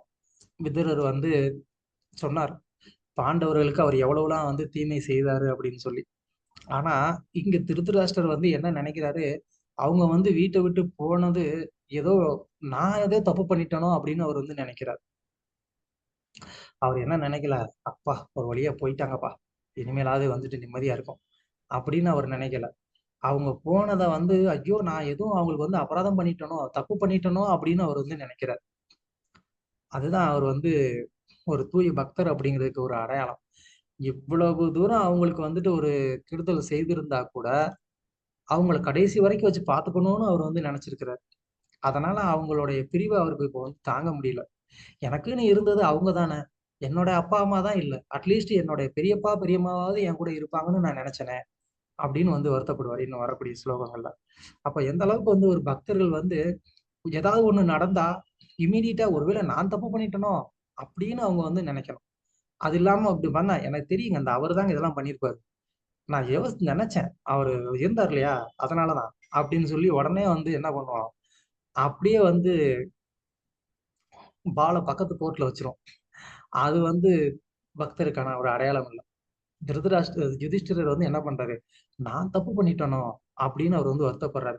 ஒருவேளை எங்கேயாவது ஒரு இடத்துல நான் அவங்களுக்கு மேல வந்து ஒரு வெறுப்பை காமிச்சிட்டனோ, அவங்களுடைய பழைய செயல்கள்னால நான் அந்த மாதிரி அவங்க கிட்ட ஒரு தப்பா நடந்துட்டேன்னு அவங்க நினைச்சுக்கிட்டாங்களோ அப்படின்னு சொல்லி வந்து யுதிஷ்டிரர் வந்து என்ன பண்றாரு, அப்படி வந்து ஒரு கவலைப்படுறாரு. அந்த ஒரு செயல்னால அவங்க பாதிக்கப்பட்டு தவறான ஒரு முடிவுக்கு எதுவும் போயிருவாங்களோ அப்படின்னு அவருக்கு வந்து ரொம்ப ரொம்ப ஒரு அச்சமா இருக்கு. அதுதான் இங்க வந்து அவரு சஞ்சயன்ட்ட கேட்கிறாரு, என்ன ஆயிருக்குமோ அப்படின்னு சொல்லி. பொருளுரை பாண்டவர்கள் குறிப்பாக யுதிஷ்டிர மகாராஜனும் அர்ஜுனனும் குருச்சேத்திர போரின் பின்விளைவுகளை எண்ணி பார்த்ததால் போரை நிறுத்துவதற்காக தயங்கினர். பகவானின் விருப்பப்படியே யுத்தம் நிறைவேறியது. சோ பிரபுபாதர் ஏன் இங்க வந்து சொல்றாரு, ஏன்னா அவங்க ரெண்டு பேருமே பக்தர்கள், மற்றவர்களுடைய துயரத்தை எண்ணி அவங்க யுத்தம் வேண்டான்னு தான் நினைச்சிருக்கிறாங்க. சோ அந்த அளவுக்கு அவங்க நல்லவங்க. அப்படிங்கிறதுனால இங்க திருதராஷ்டிரர் வீட்டை விட்டு வெளியில போனதுக்கு யுதிஷ்டிரர் தன்னை காரணமா நினைக்க வேண்டியது இல்லை அப்படிங்கிறத பொருளுரையில வந்து நமக்கு நிரூபிக்கிறார். ஓகே, பகவானின் விருப்பப்படியே யுத்தம் நிறைவேறியது. ஆனால் முன்பு அவர்கள் நினைத்ததை போலவே குடும்பத்தில் இப்பொழுது பாதிப்பு ஏற்பட்டு விட்டது. திருதராஷ்டிரர் மற்றும் காந்தாரி ஆகியோரின் மோசமான நிலைமையை பற்றி யுதிஷ்டிரர் உணர்ந்திருந்தார். எனவே அவர்களது வயதான பருவத்திலும் துக்கம் மேலிட்ட நிலையிலும் அவர்களை நன்கு கவனித்துக் கொண்டார். ஆகவே அரண்மனையில் அவர்களை காணாத போது இயல்பாகவே அவருக்கு சந்தேகம் எழுந்தது. கங்கையில் மூழ்கி இறந்திருப்பார்களோ என்று எண்ணினார். தந்தையற்ற பாண்டவர்களுக்கு திருதராஷ்டிர மகாராஜன் எல்லா ராஜரீகமான வசதிகளையும் அளித்திருந்தார். அதற்கு கைமாறாக திருதராஷ்டிரரின் எல்லா மகன்களையும் அவர் குருச்சேத்திர போரில் கொன்று விட்டார். ஓகே,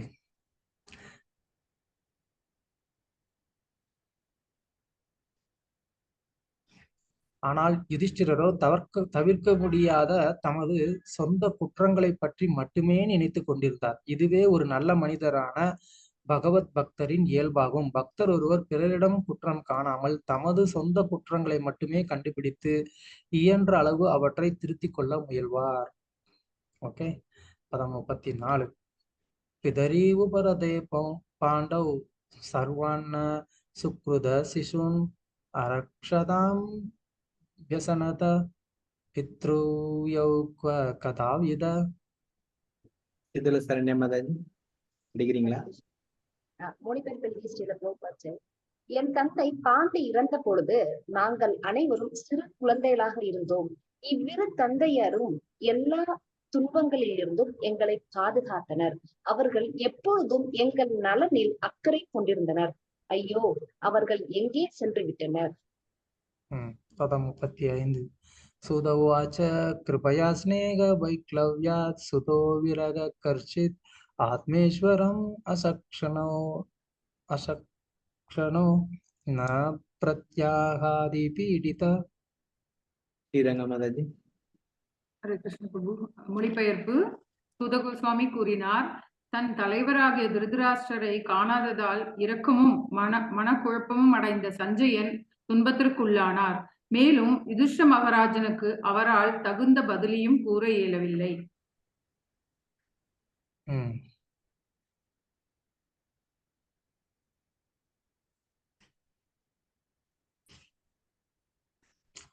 சோ இதுக்கு முந்தின ஸ்லோகத்துல கூட பார்த்தோம்னா யுதிஷ்டிரர் என்ன சொல்றாரு, என்னுடைய 2 தந்தையர்கள், அதாவது பாண்டு இறந்ததுக்கு அப்புறமா 2 தந்தையர்கள் இருக்கிறாங்க. ஒருத்தர் யாரு, விதுரர். இன்னொருத்தர் யாரு, திருதராஷ்டர் என்ன சொல்றாரு இங்க, அந்த 2 பேருமே எங்களுடைய நலன்ல அக்கறை கொண்டிருந்தாங்க அப்படின்னு வந்து சொல்றாரு.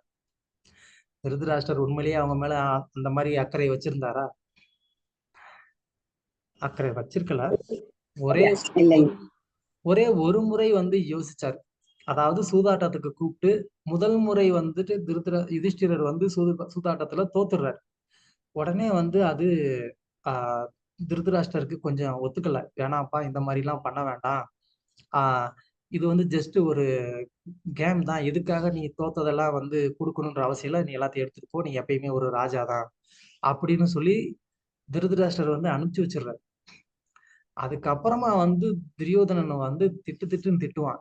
நாங்க எவ்வளவு கஷ்டப்பட்டு இந்த ஒரு மாஸ்டர் பிளானை போட்டு அவரை வந்து இங்க வந்து அவர்கிட்ட இருந்து எல்லாத்தையுமே வந்து தோக்கடிச்சு வாங்கினா, நீ ரொம்ப பெருந்தன்மையா எல்லாத்தையும் வந்து கொடுத்துட்ட.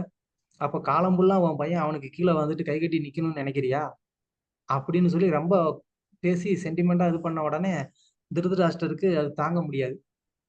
அதுக்கப்புறமா திரும்ப வந்து கூப்பிடுவார், வா இன்னொரு வாட்டி வந்து விளையாடலாம் அப்படின்னு சொல்லி. அப்பதான் வந்து என்ன ஆகுது, திரும்ப வந்து தோக்குறாங்க, எல்லாத்தையும் வந்து இழக்கிறாங்க. ஸோ அப்புறம் அவங்க வந்து நாட்டை விட்டு போற மாதிரியான ஒரு நிலைமை வந்து வருது. ஆனா கூட அந்த ஒரு நல்ல ஒரு எண்ணத்தை நினைச்சுக்கிறார் யுதிஷ்டிரர். அந்த ஒரு நல்ல செயலை வந்து நினைச்சிட்டு, அவங்க என்னை எப்பவுமே என் மேல நலன் விரும்பிகளா இருந்தாங்க, என் மேல அக்கறை கொண்டவங்களா இருந்தாங்க அப்படின்னு இங்க வந்து யுதிஷ்டிரர் வந்து சொல்றாரு. சோ அந்த மாதிரியான ஒரு நல்ல அப்பா அவர் வந்து இப்போ காணாம போயிட்டாரே, எங்க போயிட்டாருன்னு தெரியலேன்னு சொல்லி வருத்தப்படுறாரு. ஓகே. பொருளுரை. சஞ்சயன் நீண்ட காலமாக திருதராஷ்டிர மகாராஜின் அந்தரங்க காரியதரிசியாக இருந்தவர். இதனால் திருதராஷ்டிரரின் வாழ்க்கை சரித்திரத்தை நன்கு அறியும் வாய்ப்பு அவருக்கு ஏற்பட்டது. மேலும் இறுதியாக தனக்கு தெரியாமலே திருதராஷ்டிரர் வீட்டை விட்டு வெளியேறி விட்டார் என்பதை அறிந்ததும் அவரது மன வருத்தம் எல்லை மீறியது. திருதராஷ்டிரரிடம் அவர் மிகவும் இரக்கம் கொண்டார். ஏனெனில் குருட்சேத்திர யுத்தத்தில் அவர் மக்கள், பணம் முதலான அனைத்தையும் இழந்தார். இறுதியில் அவரும் அவரது மனைவியரும் பெரும் ஏமாற்றத்துடன் வீட்டை விட்டே வெளியேற வேண்டியதாயிற்று. விதுரர் திருதராஷ்டிரரின் அகக்கண்களை திறந்ததால் அவர் இல்லம் எனும் இருண்ட கிணற்றிலிருந்து வெளியேறி பெரும் உற்சாகத்துடன் உயர்ந்த வாழ்வை நோக்கி புறப்பட்டு விட்டார் என்பது சஞ்சயனுக்கு தெரியாது. அவ்வளவு தூரம் வந்து சஞ்சயன் ரொம்ப ஒரு க்ளோஸான ஒரு காரியதரிசியா இருந்திருக்கிறான். ஆனா கூட வந்து திருதராஷ்டிரருக்கு வந்து ஏற்பட்ட அந்த ஒரு வைராக்கியம் அவர் வந்து என்ன பண்ணல, அவர் வந்து சஞ்சயனுக்கு கூட வந்துட்டு ஒரு விஷயத்தையும் வந்து வெளிப்படுத்தாம என்ன பண்ணிருக்கிறாரு, அவர் வந்து போயிருக்கிறார். அது சஞ்சயனுக்கு வந்துட்டு ரொம்ப பெரிய ஒரு ஏமாற்றமா இருக்கு. அவங்களுக்கு நான் எவ்வளவு வந்து ஒரு பணிவிடைகள் செஞ்சிருக்கிறேன், ஆனா கூட என்கிட்ட ஒரு வார்த்தை கூட சொல்லாம போயிட்டாங்களே அப்படின்னு சொல்லி சஞ்சயனுக்கு வந்துட்டு ஒரு மன வருத்தம். அந்த துக்கத்தினால அவருக்கு யுதிஷ்டிரருக்கு எந்த ஒரு பதிலுமே வந்து கூட சொல்ல முடியாத ஒரு நிலையில இருக்கிறார். ஓகே. பதம் 36. விம்ருஸ்யாஸ்ருணி பாணிப்யாம் விஷ்டப்யாத்மானமாத்மனா அஜாத சத்ரும் பிரத்யூஷோ பிரபோ பாதவ் அனுஸ்மரன். படிங்க டக்குன்னு. லக்ஷ்மண் பிரபு. ஹரே கிருஷ்ணா பிரபு. முதலில் அவர் பொதுவாக தம் மனதை புத்தியில் சமாதானப்படுத்தினார். பிறகு கண்ணீரை துடைத்துக் கொண்டு தன் தலைவரான திருதராஷ்டிரின் பாதங்களை சிந்தித்தவாறு யுதிஷ்டிர மகாராஜனுக்கு பதிலளிக்க துவங்கினார்.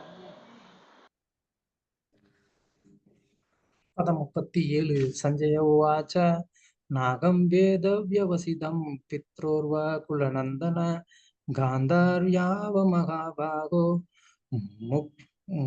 முசிதோ அஸ்மி மகாத்மவி. பிரபு.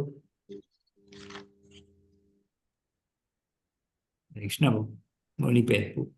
சஞ்சயன் கூறினார், எனது அன்புள்ள குருவம்சத்தரே, உங்களுடைய இரு தந்தையர் மற்றும் காந்தாரி ஆகியோரின் நோக்கத்தை பற்றி எனக்கு ஒன்றும் தெரியாது. அரசே, அச்சிறந்த ஆத்மாக்களால் நான் ஏமாற்றப்பட்டு விட்டேன். கிருஷ்ணா. ஸோ நம்ம பகவத்கீதையில வந்து ஃபர்ஸ்ட் சாப்டர்ல சஞ்சயன் வந்து திருதராஷ்டிரருக்கு வந்து பதில் கொடுப்பார். அப்போ அவர் வந்து அந்த பதில் கொடுக்கறத பிரபுபாதர் பர்பட்ல எப்படி சொல்லியிருப்பார், யாருக்காவது தெரியுமா?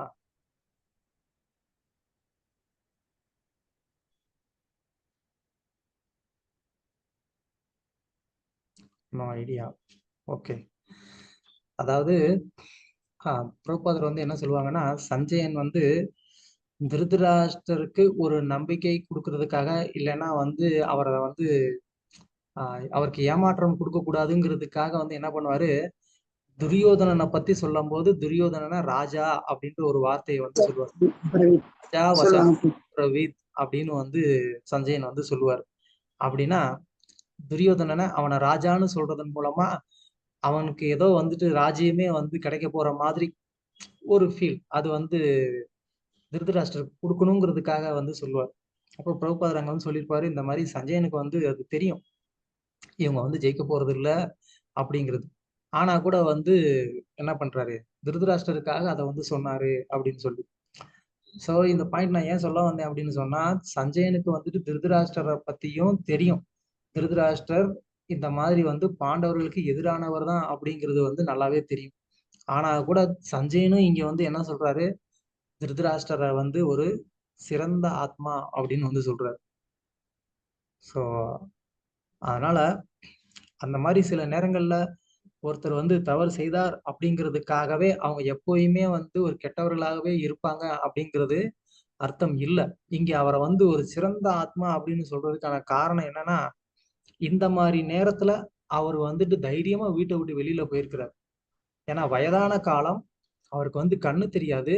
அவர் வந்து அரசரா இத்தனை காலங்களா வந்துட்டு ஒரு அரச அந்த ராஜ போகங்களை வந்து அனுபவிச்சிருக்கிறாரு. அப்படி இருக்கும்போது இந்த சூழ்நிலையில அவர் வீட்டை விட்டு வெளியே போய் எப்படி வந்து ஒரு துறவு வாழ்க்கையை வந்து வாழ்வாரு. அப்ப அந்த அளவுக்கு வந்துட்டு ஒரு பற்றற்ற ஒரு நிலையை அவர் அடைந்திருக்கிறாரு அப்படின்னு சொன்னா, அப்ப அவர் வந்து சிறந்த ஆத்மா தானே.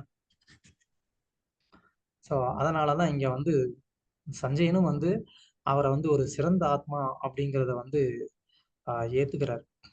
ஓகே. பொருளுரை: சிறந்த ஆத்மாக்களும் பிறரை ஏமாற்றக்கூடும் என்பது ஆச்சரியம்தான். ஆனால் சிறந்த ஆத்மாக்கள் உயர்ந்த நோக்கத்திற்காக பிறரை ஏமாற்றுவது உண்மையே. துரோணாச்சாரியரின் முன் பொய் சொல்லும்படி யுதிஷ்டிரருக்கு கிருஷ்ணர் அறிவுரை கூறினார். அதுவும் உயர்ந்த நோக்கத்திற்காகவே ஆகும். பகவான் அதை விரும்பியதால் அதுவே உயர்ந்த நோக்கம் ஆயிற்று. பகவானை திருப்திப்படுத்துவதே ஒருவரது உண்மையான தகுதி ஆகும். சோ அது மாதிரி இங்க வந்து திருதராஷ்டிரம் அந்த உண்மையான நோக்கத்துக்காக வந்து என்ன பண்றாரு, அவர் வந்து எதுவுமே வந்து சொல்லிக்காம அவர் வந்து கிளம்பி போயிட்டார், ஏமாத்திட்டு போயிட்டார். அதனால ஏமாத்துறது தப்பு இல்லை. ஓகேவா? எல்லாரும் ரெடியா இருக்கீங்களா?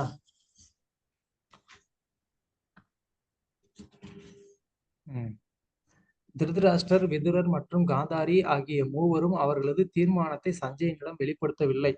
தன்னிடம் கலந்தாலோசிக்காமல் திருதராஷ்டிரால் எதையுமே செய்ய முடியாது என்றுதான் சஞ்சயன் எண்ணி இருந்தார். ஆனால் திருதராஷ்டிரர் வீட்டை துறந்தது பரம ரகசியம் என்பதால் சஞ்சயனுக்கு கூட அதை அறிவிக்க அவரால் இயலவில்லை. சோ அது பாருங்க, நம்ம வந்து எப்பவுமே வந்து என்ன நினைப்போம், நம்ம இல்லைன்னா சில காரியம் வந்து நடக்காது அப்படின்னு நம்ம நினைச்சிட்டு இருப்போம். ஆனா அது எப்போ யாருக்கு பகவான் வந்து அந்த ஒரு இன்ஸ்பிரேஷன் கொடுத்து அந்த காரியத்தை வந்து நடத்துவாரு அப்படின்றது நமக்கு வந்து சொல்ல முடியாது. அப்ப நம்ம நினைச்சிட்டு இருப்போம், பார்க்கலாம் எப்படி பண்றாங்கன்னு பார்க்கலாம், நான் இல்லைன்னா என்ன செய்யறாங்கன்னு பார்க்கலாம் அப்படின்னு நம்ம நினைச்சிட்டு இருப்போம். ஆனா யாராவது ஒருத்தர் வந்து என்ன பண்ணிடுவாங்க, அவங்க வந்து ரொம்ப சிம்பிளா அதை வந்து செஞ்சு கொடுத்துட்டு போயிடுவாங்க. அப்புறம் நமக்கு தான் அந்த சர்வீஸ் லாஸ் ஆயிருக்கும். அதனால அந்த மாதிரி வந்து என்ன நம்ம வந்து நினைச்சிட்டு இருக்க கூடாது, நம்ம இல்லைன்னா எதுவும் நடக்காது அப்படின்னு சொல்லி. ஸோ பிரபுபாதர் வந்து சனாதன கோஸ்வாமி ஒரு உதாரணம் கொடுக்குறார். சனாதன கோஸ்வாமி ஸ்ரீ சைத்தன்ய மகாபிரபுவை சென்று காண்பதற்காக சிறை காவலாளியை ஏமாற்றினார். அவ்வாறுதான் ரகுநாததாச கோஸ்வாமியும் அவரது புரோகிதரை ஏமாற்றி பகவானின் திருப்திக்காக வீட்டை விட்டு வெளியேறினார். பகவானை திருப்திப்படுத்த எதுவும் நல்லதுதான், ஏனெனில் அது பரம சத்தியத்துடன் சம்பந்தப்பட்டுள்ளது. குடும்ப அங்கத்தினர்களை ஏமாற்றி ஸ்ரீமத் பாகவத பணியில் ஈடுபடுவதற்காக வீட்டை விட்டு வெளியேறும் அதே வாய்ப்பு நமக்கு கிடைத்தது. நமக்குன்னா நம்மளை எல்லாரும் சேர்த்துட்டாரேன்னு சொல்லி பயப்படாதீங்க, பிரபுபாதர் அவரை வந்து சொல்லிக்கிறாரு. ஓகேவா? உயர்ந்த நோக்கத்தை அடைவதற்கு தேவையாக உள்ளது. இத்தகைய உன்னதமான வஞ்சனையால் எப்பிரிவினருக்கும் இழப்பில்லை. பதம் 38. அதாஜகாம பகவான் நாரத சகத்தும் பிரபு பிரத்யுத்தாய விவாத் அபிவாத்யாக சானுஜோ அப்யர்ச்சயன் முனிம். சுலோச்சனா மாதவி. சுலோச்சனா மாதவி. கிருஷ்ண பிரபு, சஞ்சயன் இவ்வாறு பேசிக்கொண்டு இருக்கும் பொழுது பகவானின் தூய பக்தரான ஸ்ரீ நாரதர் அவரது தம்புராவுடன் அங்கு எழுந்தருளினார். யுதிஷ்ட மகாராஜனும் அவரது சகோதரர்களும் ஆசனங்களில் இருந்து எழுந்து வணங்கி அவரை முறையாக வரவேற்றனர். ஹரே கிருஷ்ண பிரபு. ஸோ நாரதர் ஒரு மிகச்சிறந்த பக்தர். அந்த பக்தர் எப்போதுமே வந்து மற்ற வைஷ்ணவர்களுடைய நலன் விரும்பி, அதனால பக்தர்களுக்கு எப்போல்லாம் எங்கெல்லாம் வந்துட்டு ஆபத்து இருக்கோ, அவர்களுக்கு வந்து வழிகாட்டுதல் தேவைப்படுதோ அந்த நேரத்துல கண்டிப்பா வந்து நாரதர் வந்து இருப்பார். ஸோ அதனால இங்க பாண்டவர்கள் போன்ற அந்த தூய பக்தர்களுடைய இந்த இக்கட்டான நிலைமையில அவங்களுக்கு வந்துட்டு ஒரு வழிகாட்டுதல் பண்றதுக்காக நாரதர் அங்க வந்து தோன்றுறாரு. நாரதர் தன்னுடைய தம்புராவுடன் அங்கு தோன்றினார். அந்த தம்புராவுக்கு ஒரு பேர் இருக்கு, என்னன்னு தெரியுமா யாருக்கும்? கவலைப்படாதீங்க, இந்த கேள்வி எல்லாம் பரீட்சையில வராது, நான் ஜஸ்ட் தெரிஞ்சுக்கிறதுக்காக. Mahati. Mahati. Yeah, very good, Mahati. Okay. So பொருளுரை. தேவரிஷி நாரதர் பகவானின் மிகவும் அந்தரங்கமான பக்தர் என்பதால் அவர் இங்கு பகவான் என்று வர்ணிக்கப்படுகிறார். பகவானின் அன்பு தொண்டில் உண்மையாக ஈடுபட்டுள்ளவர்கள் பகவானையும் அவரது மிகவும் அந்தரங்கமான பக்தர்களையும் சமமாக நடத்துகின்றனர். இத்தகைய அந்தரங்கமான பக்தர்கள் பகவானுக்கு மிகவும் பிரியமானவர்களாக உள்ளனர். ஏனெனில் பகவானின் புகழை பாடுவதற்காக இவர்கள் எல்லா இடங்களுக்கும் பிரயாணம் செய்து பக்தி இல்லாதவர்களையும் பகவானின் பக்தர்களாக மாற்ற மிகவும் பாடுபடுகின்றனர். ஸோ நாரதருடைய ஸ்டோரி நிறைய நம்ம பார்த்துருப்போம். துருவனுக்கு போய் ஹெல்ப் பண்ணுவாரு, நாரதருக்கு ஹெல்ப், பிரகலாதனுக்கு ஹெல்ப் பண்ணியிருக்கிறாரு. அப்புறமா வந்து பிருத்து மகாராஜர் தக்ஷனுடைய பசங்க 10,000 பேர் அதுக்கப்புறமா 1000 பேர் பிரச்சேதர்கள், இந்த மாதிரி எக்கச்சக்கமா பக்தர்களுக்கு வந்து போய் அவர் வந்து உதவி பண்ணியிருக்கிறாரு. பிராச்சீன பர்கி அவருக்கு வந்துட்டு உட்காந்து ஒரு நல்ல ஒரு கதை சொல்லி அவரை வந்து அவரையும் பக்தரா மாத்தினாரு. அந்த மாதிரி நாரதருடைய ஒரு ஆக்சுவலா பாகவதம் வந்து பகவானுடைய புகழை சொல்லியிருக்கோம் இல்லையோ, நாரதருடைய புகழ் நல்லாவே வந்து சொல்லியிருக்கு. நாரதர் வந்து எந்த அளவுக்கு வந்து பகவானுடைய புகழை வந்து பரப்பி இருக்கிறாரு அப்படிங்கிறது பாகவதம் முழுக்க நம்ம வந்து பார்க்கலாம். கிருஷ்ணரை பத்தி கூட நம்ம பாகவதம் முழுக்க பாக்குறோமா இல்லையோ, நாரதருடைய ஸ்டோரி ஒவ்வொரு காண்டத்திலையும் வந்துடும். பதம் 39. யுதிஷ்டிர உவாச்ச நாகம் வேத கதிதம் பித்ரோர் பகவான் क्व கதாவித அம்பாவாகத புத்திரார்த்த क्व கதாச்ச தபஸ்வினி. ஹரே கிருஷ்ண பிரபு. பிரணாம் பிரபு. மொழிபெயர்ப்பு பை ஸ்டெபன் கே சேசி பக்தி வேதாந்த ஸ்ரீல பிரபுபாதுக்கு ஜெய். யுதிஷ்ட மகாராஜன் கூறினார், தெய்வீக புருஷரே, எனது இரு தந்தையரும் எங்கு சென்றனரோ தெரியவில்லை. எல்லா மகன்களையும் இழந்து தவிக்கும் தபஸ்வினியான என் பெரியண்ணையையும் காண முடியவில்லை. ஹரே கிருஷ்ணன். ஸோ யுதிஷ்டிரர் வந்து நாரதர்கிட்ட கேட்கிறாரு, உங்களுக்கு தெரியுமா அப்படின்னு. கண்டிப்பா நாரதருக்கு தெரியும், அதனாலதான் கேட்கிறாரு. பதம் 40. கர்ணதார இவாபாரே பகவான் பாரதர்ஷக அதாபபாக்ஷோ பகவான் நாரதோ முனி சத்தம. வைகுண்டேஸ்வர் பிரபு. ஹரே கிருஷ்ண. தாங்கள் கரை காணாத சமுத்திரத்தை கடக்கும் கப்பலோட்டி போல் விளங்குகிறீர்கள். உங்களால் உங்களை கரை சேர்க்க முடியும். இவ்வாறு வரவேற்கப்பட்ட தெய்வீக புருஷரும் பக்தி வேதாந்திகளில் மிக சிறந்தவருமான தேவரிஷி நாரதர் பேச துவங்கினார். சோ நாரதோ யாரு? நாரதோ பகவான் நாரதோ முனிசத்தமான பக்தி வேதாந்தத்திலே அவர் வந்துட்டு நம்பர் 1. அந்த மாதிரி ஒரு சிறந்த பக்தர் நீங்க அப்படின்னு சொல்லி முதல்ல ஒரு பக்தர் வந்தாருன்னா அவரை இந்த மாதிரி வந்துட்டு அவருடைய ஒரு நல்ல குணத்தை சொல்லி அவரை வந்து புகழ்ந்து வரவேற்கணும். நம்ம வந்து யாரு, உங்களை பத்தி எனக்கு தெரியாதா, அன்னைக்கு நீங்க அந்த தப்பு பண்ணவர் தானே அப்படின்னு சொல்லி வரவேற்க வேண்டாம். நம்ம வந்து ஒரு பக்தருடைய நல்ல குணத்தை சொல்லி வந்து வரவேற்கணும். அந்த மாதிரி நாரதரை வந்து வரவேற்று அவரை வந்து என்ன சொல்றாரு, இந்த சமுத்திரத்தை கடக்கக்கூடிய ஒரு கப்பலோட்டி அப்படிங்கிறாரு. எந்த சமுத்திரத்தை வந்து கடக்கிறது? சம்சார சாகரத்தை வந்து கடக்கிறதுக்கு நாரதர் போன்ற ஒரு மிகச்சிறந்த ஒரு கப்பலோட்டி நமக்கு வந்து வேணும். இல்லைன்னா நமக்கு அந்த கடல்ல வந்து என்ன பண்ண தெரியாது. நமக்கு படகு ஓட்ட தெரியாது. நமக்கு வந்துட்டு சாதாரணமான கடல்லையே படகு ஓட்ட தெரியாது. அதுல உள்ள போனோம்னா அவ்வளவுதான். ஆனா சம்சார சாகரம் அப்படிங்கிறது அது இன்னும் வந்து சூட்சமமானது. அதுல இருந்து வெளியில வரணும் அப்படின்னு சொன்னா அதுக்கு இந்த மாதிரி பக்தி வேதாந்திகள், மிகச்சிறந்த பக்தி வேதாந்திகளுடைய ஒரு அனுகிரகம் நமக்கு வந்து தேவை. அவங்களாலதான் நம்மளை வந்து காப்பாற்ற முடியும் அப்படிங்கிறது வந்து இங்க யுதிஷ்டிரர் நாரதரை பார்த்து சொல்றாரு. ஸோ பொருளுரையில பிரபுபாதர் வந்து வெவ்வேறு வகையான வேதாந்திகள் உள்ளனர். அவர்களுள் பரமபுருஷ பகவானை தரிசித்து அவரிடம் சரணடைந்து அவருக்கு அன்பு தொண்டு செய்பவரே மிகச்சிறந்தவர் ஆவார். வெவ்வேறு வகையான வேதாந்திகள்னா அருவவாதிகள், அவங்களும் வந்து வேதாந்திகள் தான். ஏன்னா வேதாந்திகள்னா என்ன அர்த்தம்னா வேதத்தை ஏற்றுக்கொண்டு அதனுடைய தத்துவங்களை வந்து ஏற்றுக்கொண்டவர்கள், அவங்கதான் வேதாந்திகள். ஸோ அதுல நம்ம ஏற்கனவே சொன்ன மாதிரி 6 தத்துவங்களை கடைபிடிக்கக்கூடியவங்க இருக்கிறாங்க. அவங்க எல்லாருமே வேதாந்திகள் தான். ஏன்னா வேதத்தை படித்து அந்த கொள்கைகளை வந்து ஏற்றுக்கொண்டவர்கள். அதுல பக்தி வேதாந்திகள் அப்படின்னு சொன்னா வைஷ்ணவர்கள். ஓகே. ஸோ தேவரிஷி நாரதர் தலைமையானவர் ஆவார். எனவேதான் இங்கு அவர் பக்தி வேதாந்திகளிலேயே மிகச்சிறந்தவர் என்று அழைக்கப்படுகிறார். ஒருவர் தகுதியுள்ள ஆன்மீகர்களிடமிருந்து கேட்டறிந்து மிகவும் கற்றுணர்ந்த வேதாந்தியாக இருக்க வேண்டும். இல்லை எனில் அவரால் ஒரு பக்தி வேதாந்தியாக இருக்க முடியாது. ஒருவர் விசுவாசம் உள்ளவராகவும் கற்றுணர்ந்தவராகவும் பற்றற்றவராகவும் இருந்தால்தான் பகவானின் தூய பக்தராக ஏற்றுக்கொள்ளப்படுவார். இந்த 3 குவாலிட்டி இருக்கணும். அவருக்கு விசுவாசம் இருக்கணும். விசுவாசம்னா என்ன? விசுவாசம் அப்படின்னு சொன்னா ஸ்ரத்தா, சாஸ்திரிய ஸ்ரத்தா, அதாவது சாஸ்திரங்களுக்கு மீதான அசைக்க முடியாத ஒரு நம்பிக்கை. அதுதான் வந்து விசுவாசம். இல்ல பக்தர்களுக்கு மேல அசைக்க முடியாத ஒரு நம்பிக்கை, ஒரு விசுவாசம். கற்றுணர்ந்தவர், சாஸ்திரங்களை கற்றுணர்ந்தவராகவும் பற்றற்றவராகவும் இருக்கணும். இந்த 3 குவாலிட்டி வந்து இங்க பிரபுபாதர் வந்து சொல்றாங்க. பதம் 41. நாரத உவாச்ச மா காஞ்சன சுசோ ராஜன் யத் ஈஸ்வரோ வசம் ஜகத் லோகோ சபலா யஸ்மே வகந்தி பலிமீஷிது சசம் யுனக்தி பூதானி சாயேவ வியுனக்தி ச. ஜான்பதி மாதாஜி. ஹரே கிருஷ்ண பிரபு. மொழிபெயர்ப்பு. ஸ்ரீ நாரதர் கூறினார், பக்தியுள்ள ராஜனே, அனைவரும் பரமபுருஷரின் கட்டுப்பாட்டில் இருப்பதால் யாருக்காகவும் வருந்த வேண்டாம். ஆகவே எல்லா ஜீவராசிகளும் அவர்களது தலைவர்களும் நன்கு காப்பாற்றப்படுவதற்கு பகவானை தொடர்ந்து வழிபட வேண்டும். அவர்களை இணைப்பவரும் பிரிப்பவரும் அவரே. நாரதர் கிட்ட வந்து அவங்க பெரியப்பா எங்கன்னு கேட்டா அவங்க வந்துட்டு பத்திரிகாசிரமத்துல இருக்கிறாருன்னு சொல்ல வேண்டியதானே. அதை விட்டுட்டு அவர் என்ன சொல்றாரு? ஒருத்தவங்க வந்து இணைகிறதுக்கும் பிரியறதுக்கும் யாரு காரணம்? பகவான் தான் காரணம் அப்படின்னு வந்து சொல்றாரு. சோ ஏன் அதை வந்து நாரதர் சொல்றாருங்க?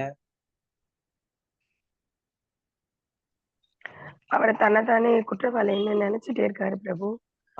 Very good. அந்த மாதிரி வந்து யுதிஷ்டிரர் வந்து தன்னைய குற்றவாளியா வந்து நினைச்சிட்டு இருக்கிறாரு. அதனாலதான் முதல்ல வந்து யுதிஷ்டிரருக்கு பெரியப்பா எங்க இருக்கிறாருன்னு சொல்றது ரெண்டாவது. முதல்ல வந்து நீ உன்னைய குற்றவாளின்னே நினைச்சிட்டு இருக்காத. ஏன்னா எந்த செயலுக்கும் நாம வந்து காரணம் கிடையாது. எல்லாமே வந்து பகவானுடைய கட்டுப்பாட்டுல நடந்துகிட்டு இருக்கு. ஸோ பகவானுடைய கட்டுப்பாட்டுல வந்து நடந்துகிட்டு இருக்கிறதுனால நீ வந்து உன்னைய ஒரு கருவிய காரணமா நினைக்க தேவை இல்லை. அதனால இந்த வருத்தத்தை விடு அப்படின்னு சொல்லி நாரதர் வந்து யுதிஷ்டிரரை அவரை வருந்த வேண்டாம் அப்படிங்கிறாரு. ஓகே. ஸோ நம்ம வந்து பகவானை வந்து தொடர்ந்து வழிபட்டுக்கிட்டு இருந்தாலே போதும். சேர்றவங்க சேருவாங்க, தேவையில்லாதவங்க பிரிஞ்சிருவாங்க. அவ்வளவுதான். அது தானாவே வந்து நடக்கும். அது பகவானுடைய ஏற்பாட்டினால அது நடக்கும். அதனால அதை பத்தி நம்ம வந்து என்ன பண்ண தேவையில்லை, நம்ம கவலைப்பட வேண்டாம் அப்படின்னு முதல்ல நாரதர் வந்து யுதிஷ்டிரருக்கு வந்து ஒரு அட்வைஸ் கொடுக்குறாரு. ஓகே. பொருளுரை. இந்த ஜட உலகிலோ அல்லது ஆன்மீக உலகிலோ உள்ள எல்லா ஜீவராசிகளும் பரமபுருஷ பகவானின் கட்டுப்பாட்டில் உள்ளனர். இப்பிரபஞ்சத்தின் தலைவரான பிரம்மதேவரிலிருந்து அற்பமான எறும்பு வரை உள்ள அனைவரும் பகவானின் கட்டளைப்படிதான் நடக்கின்றனர். இவ்வாறாக பகவானின் கட்டுப்பாட்டுக்கு அடங்கி நடப்பதே ஜீவராசியின் இயற்கையான நிலையாகும். மூடர்கள், ஜீவராசிகள், குறிப்பாக மனிதர்கள் பகவானின் சட்டத்தை மீறுகின்றனர். இதனால் அவர்கள் அசுரர்களாக கருதப்பட்டு தண்டிக்கப்படுகின்றனர். பகவானின் கட்டளைப்படி ஒரு ஜீவராசி ஒரு குறிப்பிட்ட நிலையில் வைக்கப்படுகிறான். மீண்டும் அவரது கட்டளைப்படி அல்லது அவரது பிரதிநிதிகளின் கட்டளைப்படி அவன் வேறொரு நிலைக்கு மாற்றப்படுகிறான். ஸோ நம்ம இந்த மாதிரி ஒரு உடல்ல இருந்து இன்னொரு உடலுக்கு நம்ம மாற்றப்பட்டு கொண்டே இருக்கிறோம். அது பகவானுடைய ஒரு ஏற்பாட்டினால இந்த பௌதிக உலகத்துல நமக்கு நம்ம சேர்த்து வைக்கக்கூடிய கர்ம வினைக்கு ஏற்ற மாதிரி அது வந்து நடந்துகிட்டு இருக்கு. ஓகே, பதம் 42. யதாகாவோ நசி புரோதாஸ் தந்த்யாம் பந்தாஸ்சத்தாமபி வாக்தந்த்யாம் நாமபிர் பத்தா வகந்தி பலிம் ஈஷிது. யோகஸ்ரீ மாதாஜி. ஹரே கிருஷ்ணா பிரபு. ஹரே கிருஷ்ணா பிரபு. நான் படிக்கலைங்க பிரபு. யார் மாதாஜி? வாட்சி. உங்க பேரே வரல மாதாஜி. ஓகே, படிங்க. ஹரே கிருஷ்ணா. படிங்க படிங்க. மொழிபெயர்ப்பு வழங்கிய ஆசா பக்திவேதாந்த சுவாமி பிரபுபாதுக்கு ஜெய். ஒரு பசு கடிவாளத்தால் கட்டுப்படுத்தப்படுவதைப் போலவே மனிதனும் வேத கட்டளைகளால் பிணைக்கப்பட்டு பகவானின் உத்தரவுகளை மதித்து நடக்கும்படி கட்டுப்படுத்தப்படுகிறான். ஹரே கிருஷ்ணா. ஸோ எல்லாருமே வந்து இந்த வேத கட்டளைகளின்படி கட்டுப்படுத்தப்படுறாங்க அப்படின்னு நாரதர் சொல்றாரு. பட் ஆனா நாஸ்திகர்கள் அந்த மாதிரி வந்து வேத கட்டளைப்படி கட்டுப்படுத்தப்படுறாங்களா?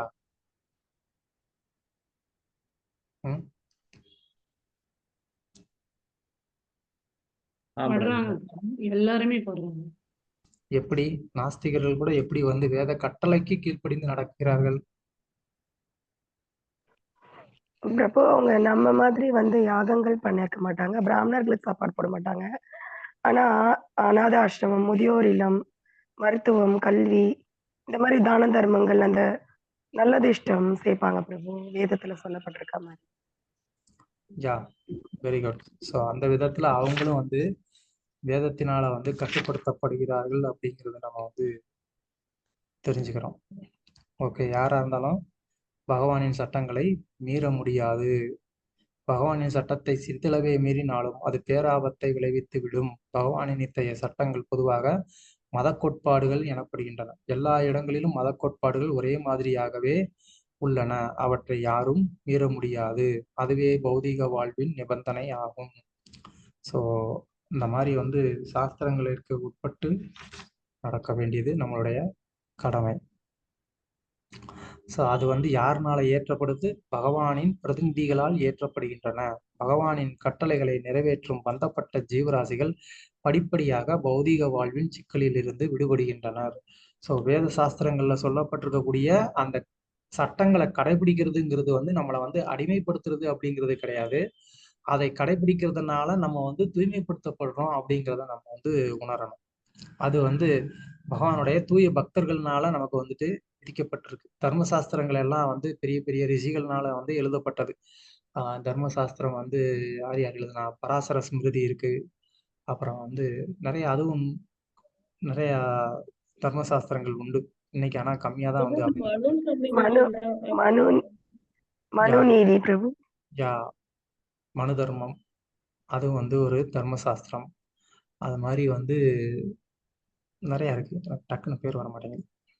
ஓகே, பதம் 40 யாக்ஞவல்கிய ஸ்மிருதி. ஓகே, பதம் 43. யதா கிரீடோபஸ்கரணாம் சம்யோக விகமாவக இச்சாய கிரீடிது ஸ்யாதாம் ததைவோச்சயா நிருணாம். ஹரே கிருஷ்ணா. மொழிபெயர்ப்பு பை பக்தி ஆசா பக்திவேந்த ஸ்ரீல பிரபுபாத் கி ஜெய். விளையாடுபவன் தன் சொந்த விருப்பப்படி விளையாட்டு பொருட்களை அடுக்கி பிறகு கலைத்து விடுகிறான். அவ்வாறே பகவானின் உன்னதமான விருப்பமும் மக்களை இணைத்து பிறகு பிரித்து விடுகிறார். தேங்க்யூ. ஸோ பகவான் வந்து எப்படி இதை வந்து நடத்துறாரு அப்படின்னு சொன்னா ரொம்ப சிம்பிளா அதை வந்து நடத்துறாரு. அதை சொல்றதுக்கான அவசியம் என்ன அப்படின்னு கேட்டா, இந்த பௌதிக உலகத்துல எத்தனையோ கோடிக்கணக்கான ஜீவராசிகள் இருக்காங்க. அத்தனையோ கோடிக்கணக்கான ஜீவராசிகளையும் அவங்களுடைய கர்மாவை வந்து கனெக்ட் பண்ணி இவங்க இதை பண்ணணும், இவங்களுக்கு இந்த சரீரத்தை கொடுக்கணும் அப்படின்னு சொல்லி ஒவ்வொருத்தவங்களுக்கும் இதை அவர் வந்து பண்ணணும் அப்படின்னு சொன்னா அப்ப அது வந்து எவ்வளவு கஷ்டமான ஒரு வேலை இல்லையா? ஆனா அதை வந்து பகவான் வந்து என்ன பண்றாரு, அது ரொம்ப சிம்பிளா வந்துட்டு பண்ணிடுறாரு அப்படின்னு வந்து சொல்றாரு. அதுக்கு ஒரு உதாரணம் சொல்லணும்னா, பாகவதத்துல ஒரு உதாரணம் இருக்கு. அது நமக்கும் ப்ராக்டிக்கல் லைஃப்ல எக்ஸ்பீரியன்ஸ் இருக்கு. இப்போ நம்ம வந்து ஒரு பீச்சுக்கு போறோம், அங்க உட்காந்துருக்குறோம். அப்போ அந்த வந்து நம்ம குழந்தைங்க என்ன பண்ணுவாங்க, அந்த மண்ணில் வந்து ஒரு வீடு கட்டுவாங்க, வீடு கட்டி விளையாடுவாங்க. நம்ம ஏதோ இந்த பக்கம் 2 கதை பேசிட்டு இருப்போம். அப்புறம் சரி கொஞ்ச நேரம் ஆனதுக்கப்புறம் நம்ம வந்து கிளம்பலாம்னு நினைப்போம். அப்போ கிளம்பணும்னு சொன்ன உடனே நம்ம குழந்தைங்களை பார்த்து, ஏய் கண்ணுங்களா நேராச்சு வாங்க போவோம் அப்படின்னு சொல்லுவீங்க. உடனே அந்த குழந்தைங்க என்ன பண்ணுவாங்க, நல்லா அழகா வந்து ஏதோ மண்ணில் வீடு கட்டி வச்சிருப்பாங்க.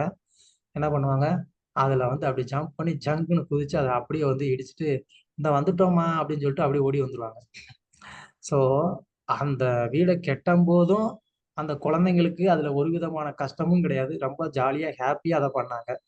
கிளம்பணும்னு சொல்லும் போது ஐயோ இதை கெட்டிட்டு நம்ம வந்து விட்டுட்டு போகவா அப்படின்னு சொல்லி அவங்களுக்கு அதுல வந்து ஒரு அட்டாச்மெண்ட்டும் கிடையாது. அதை வந்து அழிக்கும் போது என்ன பண்றாங்க, ரொம்ப ஜாலியா வந்துட்டு அதை வந்து அதை அழிச்சிட்டு அவங்க வந்து அம்மா கூட போயிடுறாங்க. அது மாதிரி பகவானுக்கு வந்து இந்த சிருஷ்டியை வந்து படைச்சாரு அப்படின்னு சொன்னா படைக்கும் போதும் அவருக்கு ஒன்றும் ஒரு பெரிய டிஃபிகல்ட்டி எல்லாம் இல்லை. அதே மாதிரி அவருக்கு வந்து இந்த சிருஷ்டியை வந்து அழிக்கணும்னாலும் அதுவும் அவருக்கு வந்து ஒரு பெரிய கஷ்டமும் இல்லை. அதே மாதிரி இத்தனை லட்சக்கணக்கான ஜீவராசிகளுக்கும் அவங்களுடைய கர்ம வினைக்கு ஏற்ற மாதிரி அவங்களுக்கு வந்து ஒரு தேகத்தை கொடுக்கறதும் அவருக்கு வந்துட்டு ஒரு கஷ்டமும் கிடையாது.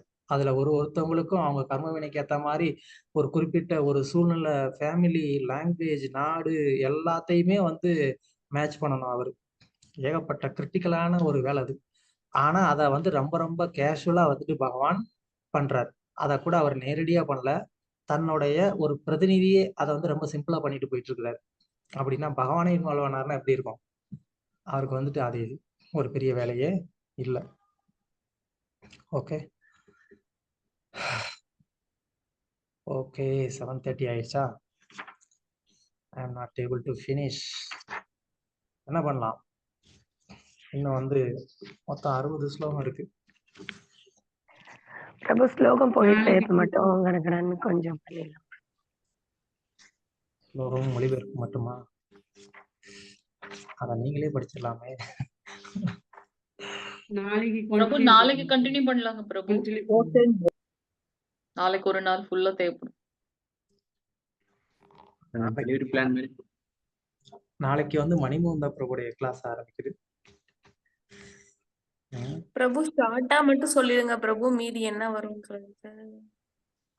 ஷார்ட்டா சொன்னா திருதராஷ்டர் வந்து லிபரேஷன் ஆயிடுவார், அவ்வளவுதான்.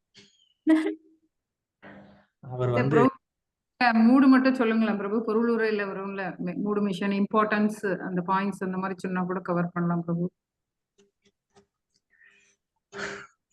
உங்க ஆர்வத்தை நான் வந்து பாராட்டுறேன். அதாவது இன்னும் இந்த 45வது ஸ்லோகம், இப்ப நம்ம 43ல இருக்கிறோம். 45வது ஸ்லோகத்துக்கு அப்புறமே வந்துட்டு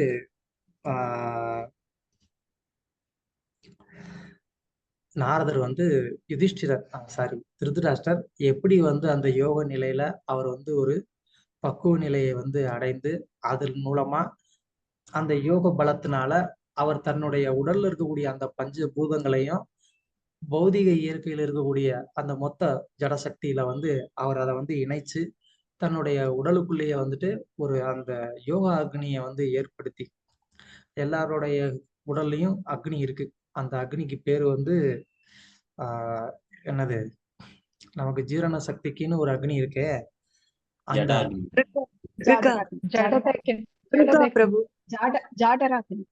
தேங்க்யூ ஜடாராக்னி. ஸோ அந்த அக்னியை வந்து என்ன பண்றாங்க, அதை இன்னும் வந்து ரொம்ப பவர்ஃபுல்லா அதை வந்துட்டு தூண்டி விட்டு அந்த அக்னியிலேயே வந்துட்டு என்ன பண்ணிடுறாங்க, தங்களுடைய தேகத்தை வந்து எரிச்சிடுறாங்க. அப்படி அவர் வந்து விதுரர் வந்து அவருக்கு எப்படியாவது வந்துட்டு ஒரு லிபரேஷன் கொடுக்கணும்னு வந்து முயற்சி பண்ணாரு. பிரபுபாதர் வந்து இங்க ஒரு பொருளுரையில வந்து சொல்றாங்க, விதுரர் எவ்வளவுதான் அவரை வந்து லிபரேட் பண்ணணும்னு நினைச்சா கூட, லிபரேட்னா என்ன, அவரை வந்து வைகுண்டம் போக வைக்கணும்னு நினைச்சது. ஆனா திருதராஷ்டர் வந்து வைகுண்டம் போகல. ஏன் அப்படின்னு கேட்டா, அவர் வாழ்க்கை முழுவதுமே வந்து பக்தர்களுக்கு அபராதமே செய்துகிட்டு இருந்ததுனால, பக்தர்களுக்கு வந்துட்டு எதிராகவே நடந்துகிட்டு இருந்ததுனால அவரால் என்ன பண்ண முடியல, வைகுண்டம் போக முடியல அப்படின்னு வந்துட்டு பிரபுபாதர் ஒரு கோட்ல வந்து சொல்றாங்க. அவர் என்ன அடைஞ்சாரு, சாயுஜி முக்தி அடைத்தாரு, பிரம்மஜோதியில வந்து கலந்துட்டாரு அப்படின்னு பிரபுபாதர் வந்து சொல்றாங்க. ஸோ விதுரர் அது எவ்வளவுதான் வந்து கஷ்டப்பட்டா கூட கடைசியில் அவர் வந்து என்ன ஆச்சு, அவர் வந்து ஒரு சாயுஜி முக்தியை வந்து அடைஞ்சார். ஸோ அதனால நம்ம தெரிஞ்சுக்க வேண்டியது என்ன அப்படின்னு சொன்னா, பக்தர்களுக்கு நம்ம வந்து அதிகமா வந்து இந்த மாதிரி அபராதம் செய்துக்கிட்டே இருந்தோம் அப்படின்னு சொன்னா நம்ம வந்து வைகுண்டம் போறதுங்கிறது ரொம்ப ரொம்ப கஷ்டம்.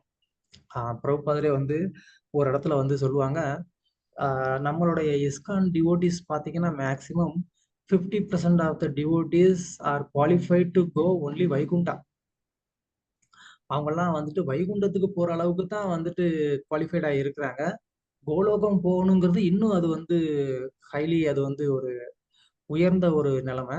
அந்த இதுக்கு போறதுக்கு கொஞ்சம் இன்னும் கடினமா வந்து உழைக்கணும். ஸோ அதனால ஏன் அப்படி சொன்னார் அப்படின்னு கேட்டா, என்னதான் வந்து கிருஷ்ணருக்கு நம்ம பக்தி பண்ணா கூட அந்த ஒரு ராகானுக பக்தி நிலைக்கு உயர்றது அப்படிங்கிறது வந்து ரொம்ப டஃப்பான ஒரு காரியம். அதுக்கு வந்துட்டு கம்ப்ளீட்டா ஒருத்தர் என்ன சொல்றது, அந்த மாதிரி ஒரு விரஜவாசியோடைய ஒரு அடிச்சுவடை வந்து பின்பற்றி அவங்களுடைய ஆசீர்வாதத்தினாலதான் நம்ம என்ன பண்ண முடியும், அந்த ஒரு ராகானுக பக்தி வந்து அடைய முடியும். எனியா இங்க வந்து திருதராஷ்டர் வந்து பக்தருக்கு வந்து அதிகமா தொந்தரவு வந்து கொடுத்ததுனால அவர் வந்து முக்தி அடையல அப்படின்னு வந்து பிரபுபாத சொல்றாங்க. அப்புறம் அவருடைய கணவர் வந்து இந்த மாதிரி தன்னுடைய யோகா அக்னி மூலமா தன்னைய வந்து எரிச்சுக்கிறத வந்து அவங்க பாக்குறாங்க. காந்தாரி பார்த்து அவங்க என்ன பண்றாங்க, அவங்களும் அந்த தீயில வந்து என்டர் ஆயிடுறாங்க. ஸோ அவங்க வந்து கண்ணை கட்டி இருக்கிறாங்க, எப்படி வந்து அவங்க பார்க்க முடியும் அப்படின்னு நான் வந்து ஒரு கேள்வி கேட்டேன். அதுக்கு பதில் என்ன அப்படின்னு கேட்டா, அதாவது துரியோதனன் வந்து யுத்தத்துக்கு, அதாவது பீமன் கூட யுத்தத்துக்கு போறதுக்கு முன்னாடி காந்தாரி வந்து தன்னுடைய கண்கள் அந்த கட்டி இருக்கிறத வந்து கலட்டுவாங்க. அது அவங்க இவ்வளவு நாள் அந்த உலகத்தை பார்க்காததுனால அவங்க வந்து பார்க்கக்கூடிய அந்த தேகம் வந்து என்ன ஆயிரும், இரும்பு மாதிரி வந்து ஸ்ட்ராங் ஆயிரும். அதனால துரியோதனனை நேக்கடா வர சொல்லியிருப்பாங்க. அப்போ கிருஷ்ணர் வந்து உள்ள பூந்து என்ன பண்ணிடுவாரு, என்ன பெத்த அம்மாவை பார்க்க போற மாடு மாதிரி இருக்கு, எப்படியா போவ அப்படின்னு சொல்லி கொஞ்சம் பேசி என்ன பண்ணுவாரு, ஒரு துண்டை கட்டிட்டு போ அப்படின்னு சொல்லி அனுப்பிச்சு விட்டுருவாரு. அவனும் சரி கிருஷ்ணர் சொல்றது கரெக்ட் தானேன்னு சொல்லிட்டு துண்டு கட்டிட்டு போவான். அப்போ அவங்க கண்ணை எடுத்து பார்க்கும்போது அந்த தேகம் மற்ற இடம் எல்லாமே வந்துட்டு நல்லா ஸ்ட்ராங் ஆயிரும், இடுப்பு கீழே இருக்கக்கூடிய பாகம் மட்டும் வந்து ஸ்ட்ராங் ஆகாது. ஸோ அதனாலதான் கிருஷ்ணர் வந்து அந்த யுத்தத்தப்போ வந்துட்டு தன்னுடைய தொடையை தட்டி தட்டி காமிப்பார் பீமன்ட்ட, நீ தொடையில அடி அப்படின்னு சொல்லி. ஏன்னா அவன் ரொம்ப நேரம் ஃபைட் பண்ணுவான், துரியோதனனுக்கு எதுவுமே ஆகாது. அதுக்கப்புறமா கிருஷ்ணர் சொன்னதை கேட்டு அவன் தொடையிலே அடிப்பான். ஆக்சுவலா தொடையில அடிக்கக்கூடாது யுத்தப்படி, ஆனாலும் வந்து வேற வழி இல்லை அந்த நேரத்துல. ஏன்னா அவன் மற்ற உடல் அங்கத்தை எல்லாம் வந்து ஸ்ட்ராங் பண்ணிட்டானே, இரும்பாக்கிட்டான், அதுவும் வந்து கரெக்ட் கிடையாது. ஸோ அப்போ கண்ணை அவுத்தாங்க, அந்த கெட்டை அவுத்தாங்க காந்தாரி. அதுக்கப்புறமா அவங்க வந்துட்டு அந்த கெட்டை வந்து கெட்டலை. ஸோ அதான் அப்படியே வந்து இருந்தாங்க. அதனாலதான் அவர் வீட்டை விட்டு போகும்போது அவங்க அதை பார்த்தாங்க. இப்பயும் வந்துட்டு கணவர் வந்து அந்த தீயில எரியறத பாக்குறாங்க. அதோட அவங்க வந்து என்ன ஆகுறாங்க, அந்த அக்னியில வந்து பிரவேசம் பண்ணி தன்னுடைய உடலையும் அவங்க வந்து விட்டுறாங்க. ஸோ ஒரு கற்புள்ள ஒரு மனைவி தன்னுடைய கணவர் எந்த இலக்கை அடைகிறாரோ அதே இலக்கை தவறாம அவங்களும் அடைவாங்க. ஸோ அந்த ரீதியில காந்தாரியும் திருதராஷ்டர் எந்த ஒரு இலக்கு அடைஞ்சாங்களோ அதே இலக்கு அவங்களும் அடைஞ்சாங்கிறத நம்ம வந்து எடுத்துக்கலாம். ஓகே, ஸோ இந்த விதத்துல திருதராஷ்டருடைய அந்த துறவு அப்படிங்கிற அந்த அத்தியாயம் வந்து முடியுது. Okay, Very good, Prabhu. Thank you so much. Hare Krishna. Any